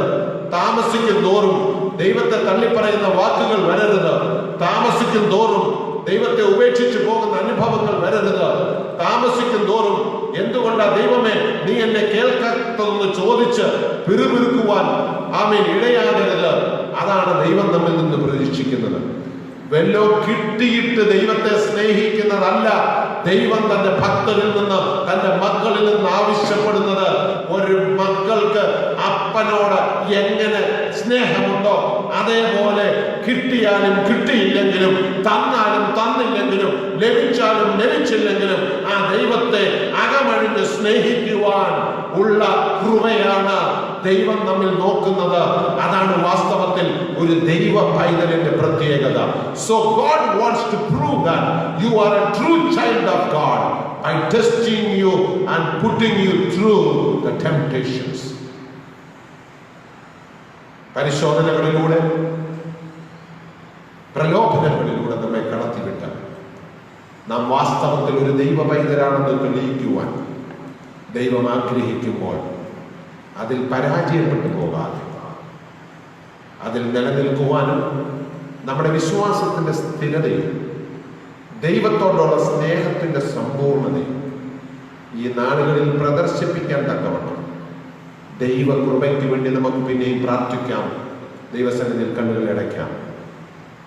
ഇന്ന് പകൽക്കാലം കർത്താവേ, നീ അവിടുന്ന് നിന്റെ മക്കളെ ശോധന ചെയ്ത് അറിയുന്ന ദൈവമാണെന്ന് ഞങ്ങൾ പൂർണ്ണമായി വിശ്വസിക്കുന്നു കർത്താവ്. ഞങ്ങളെ പരീക്ഷയിലേക്ക് കടത്തിവിടുന്നത് അങ്ങാണ് കർത്താവെ. ഞങ്ങളെ ശോധന ചെയ്യുന്നത് ഞങ്ങളുടെ അപവാദിയായ പിശാചാണെങ്കിലും അങ്ങ് അറിയാതല്ല ഞങ്ങളുടെ ജീവിതത്തിൽ ഇത് സംഭവിക്കുന്നതെന്ന് ഞങ്ങൾ പൂർണ്ണമായി വിശ്വസിക്കുന്നു കർത്താവെ. ഈ ദുഷ്ടനെ ജയിക്കുവാൻ അങ്ങയുടെ വചനവും അങ്ങയുടെ ആത്മാവും ഞങ്ങളുടെ ഉള്ളിൽ നിറയേണ്ടതിൻ്റെ ആവശ്യത ഞങ്ങൾ പൂർണ്ണമായി ഗ്രഹിക്കുന്നു കർത്താവെ. കർത്താവെ, ശോധനയിൽ സന്തോഷിക്കുവാൻ, പരീക്ഷകളിൽ സന്തോഷിക്കുവാൻ, അതിന് ആനന്ദം കണ്ടെത്തുവാൻ, അതിന് നന്ദി പറയുവാനുള്ള ഒരു ഹൃദയം, ഒരു മനസ്സ് ഞങ്ങൾക്ക് തരണമേ എന്ന് പ്രാർത്ഥിക്കുന്നു. പരീക്ഷ കൂടാതെ ഞങ്ങൾക്ക് അടുത്ത പടയിലേക്ക് കയറുവാൻ സാധ്യമല്ല എന്ന് ഞങ്ങൾ പൂർണ്ണമായി മനസ്സിലാക്കുന്നു കർത്താവെ. ഇന്ന് പകൽക്കാലം അതിനായിട്ട് ഞങ്ങളെ ഒരുക്കണമെന്ന് പ്രാർത്ഥിക്കുന്നു. കരുണയുള്ള ദൈവമേ, മനസ്സിലുള്ള കർത്താവേ, ഇന്ന് പകൽക്കാലം പിന്നെയും ഞങ്ങളെ അവിടുന്ന് വചനത്തിന്റെ മുൻപാകെ ഇരുത്തിയ കൃപയ്ക്കായിട്ട് സ്തോത്രം. അവിടുന്ന് ഞങ്ങളോട് കർത്താവെ സംസാരിച്ച അങ്ങയുടെ വലിയ ദയക്കായിട്ട് ഞങ്ങൾ അങ്ങേ സ്തുതിക്കുന്നു കർത്താവെ. കർത്താവെ, ഞങ്ങളുടെ അപവാദിയായ പിശാച് കർത്താവെ ദൈവവുമായിട്ട് ഞങ്ങളുടെ ബന്ധത്തെ തകർക്കുവാനും പിന്നെയും ഞങ്ങളെ തിരിച്ച് ജഡത്തിന്റെ ഇഷ്ടത്തിനും മോഹത്തിനും മടക്കിക്കൊണ്ടു പോകുവാനും അവനെപ്പോഴും തക്കം പാർത്ത് ഞങ്ങളെ പരീക്ഷയിൽ അകപ്പെടുത്തുന്നു എന്ന് ശോധന ചെയ്യുന്നു എന്ന് ഞങ്ങൾ മനസ്സിലാക്കുന്നപ്പാ. അവന്റെ ആ തന്ത്രങ്ങളിൽ കുടുങ്ങിപ്പോകാതെ വണ്ണം കർത്താവെ, അവന്റെ ആ തന്ത്രങ്ങളിൽ വീണു പോകാതെ വണ്ണം ആമീൻ, അവനെ ജയിക്കുവാനുള്ള ഒരു ദൈവകൃപയ്ക്കാണ് ഈ ദിവസങ്ങൾ ഞങ്ങൾ പ്രാർത്ഥിക്കുന്നു. വാസ്തവത്തിൽ പരീക്ഷയെ ജയിച്ച് അങ്ങയുടെ കൊള്ളാവുന്ന മക്കളാണെന്ന് ഞങ്ങളെ തന്നെ ഒന്ന് തെളിയിക്കുവാനുള്ള ദൈവകൃപ അവിടുന്ന് തരണമെന്ന് പ്രാർത്ഥിക്കുന്നു. ഈ നാടുകളിൽ ശോധനകളിൽ കൂടെ, പരീക്ഷകളിൽ കൂടെ കടന്നു പോകുന്ന പ്രിയപ്പെട്ടവരെ പിന്നെയും അവിടുന്ന് അങ്ങയുടെ ആത്മാവാൽ ശക്തീകരിക്കണമെന്ന് പ്രാർത്ഥിക്കുന്നു. ഏത് പ്രതികൂലം വന്നാലും, പ്രതിസന്ധി വന്നാലും അങ്ങേ തള്ളിപ്പറയുവാൻ കർത്താവെ അവിടുന്ന് ഇടവരുത്തരുത് എന്ന് പ്രാർത്ഥിക്കുന്നു. അവിടുന്ന് കർത്താവെ പരീക്ഷയിൽ അകപ്പെടും തോറും അതിൽ സന്തോഷിക്കുവാനും കൂടുതൽ കൃപയ്ക്കായിട്ട് യാചിക്കുവാനും പ്രാർത്ഥിക്കുവാനും ഈ ദിവസങ്ങളിൽ പിന്നെയും അവിടുന്ന് സഹായിക്കണമെന്ന് പ്രാർത്ഥിക്കുന്നു. ഇന്ന് പകൽക്കാലം അവിടുന്ന് ഞങ്ങളോട് പിന്നെയും ഹൃദ്യമായി ഇടപെടുന്നത് കൊണ്ട് സ്തോത്രം. അവിടുന്ന് സംസാരിച്ചത് കൊണ്ട് സ്തോത്രം. എല്ലാവരെയും അവിടുന്ന് സമൃദ്ധിയായിട്ട് അനുഗ്രഹിക്കണം. പ്രാർത്ഥന കേട്ടതിനാൽ സ്തോത്രം. എല്ലാം ഞങ്ങൾക്ക് വേണ്ടി ജീവൻ വെച്ച ക്രിസ്തു യേശുവിന്റെ വലിയൊരു നാമത്തിൽ അപേക്ഷിക്കുന്നു. കൃപയുണ്ടായി കേൾക്കുമാറാകണമേ. ആമേൻ. കർത്താവായ യേശു ക്രിസ്തുവിന്റെ കൃപയും പിതാവാം ദൈവത്തിന്റെ സ്നേഹവും പരിശുദ്ധാത്മാവാം ദൈവത്തിന്റെ സംബന്ധവും സഹവാസവും നമ്മോടും നാം ഓർത്ത് പ്രാർത്ഥിച്ച എല്ലാ വിഷയങ്ങളോടും കൂടെ ഇപ്പോഴും എപ്പോഴും കർത്താവിന്റെ വരവരെയും ഉണ്ടായിരിക്കുമാറാകട്ടെ. ആമേൻ. യേശു ക്രിസ്തു മൂലം നമുക്ക് ജയം തന്ന ദൈവത്തിന്റെ സ്തോത്രം ചെയ്യാം. ഹല്ലേലൂയ, ഹല്ലേലൂയ, ഹല്ലേലൂയ. ആമേൻ. കർത്താവായ യേശുവേ വരണമേ. ദൈവമായ കർത്താവ് നമ്മെ എല്ലാവരെയും സമൃദ്ധിയായിട്ട് അനുഗ്രഹിക്കട്ടെ. ഈ ദിവസങ്ങളിൽ പിന്നെയും പ്രാർത്ഥനയോടെ ദൈവസന്നിധി ജീവിതത്തിൽ മുന്നേറുവാൻ ആവശ്യമായ ദൈവകൃപ പ്രാപിച്ച് മുൻപോട്ട് നടക്കുവാൻ ആവശ്യമായ ദൈവശക്തി പിന്നെയും ദൈവം നൽകട്ടെ എന്ന് ആത്മാർത്ഥമായിട്ട് പ്രാർത്ഥിക്കുന്നു. നിങ്ങളെ എല്ലാവരെയും ദൈവം സമൃദ്ധിയായിട്ട് അനുഗ്രഹിക്കുമാറാകട്ടെ.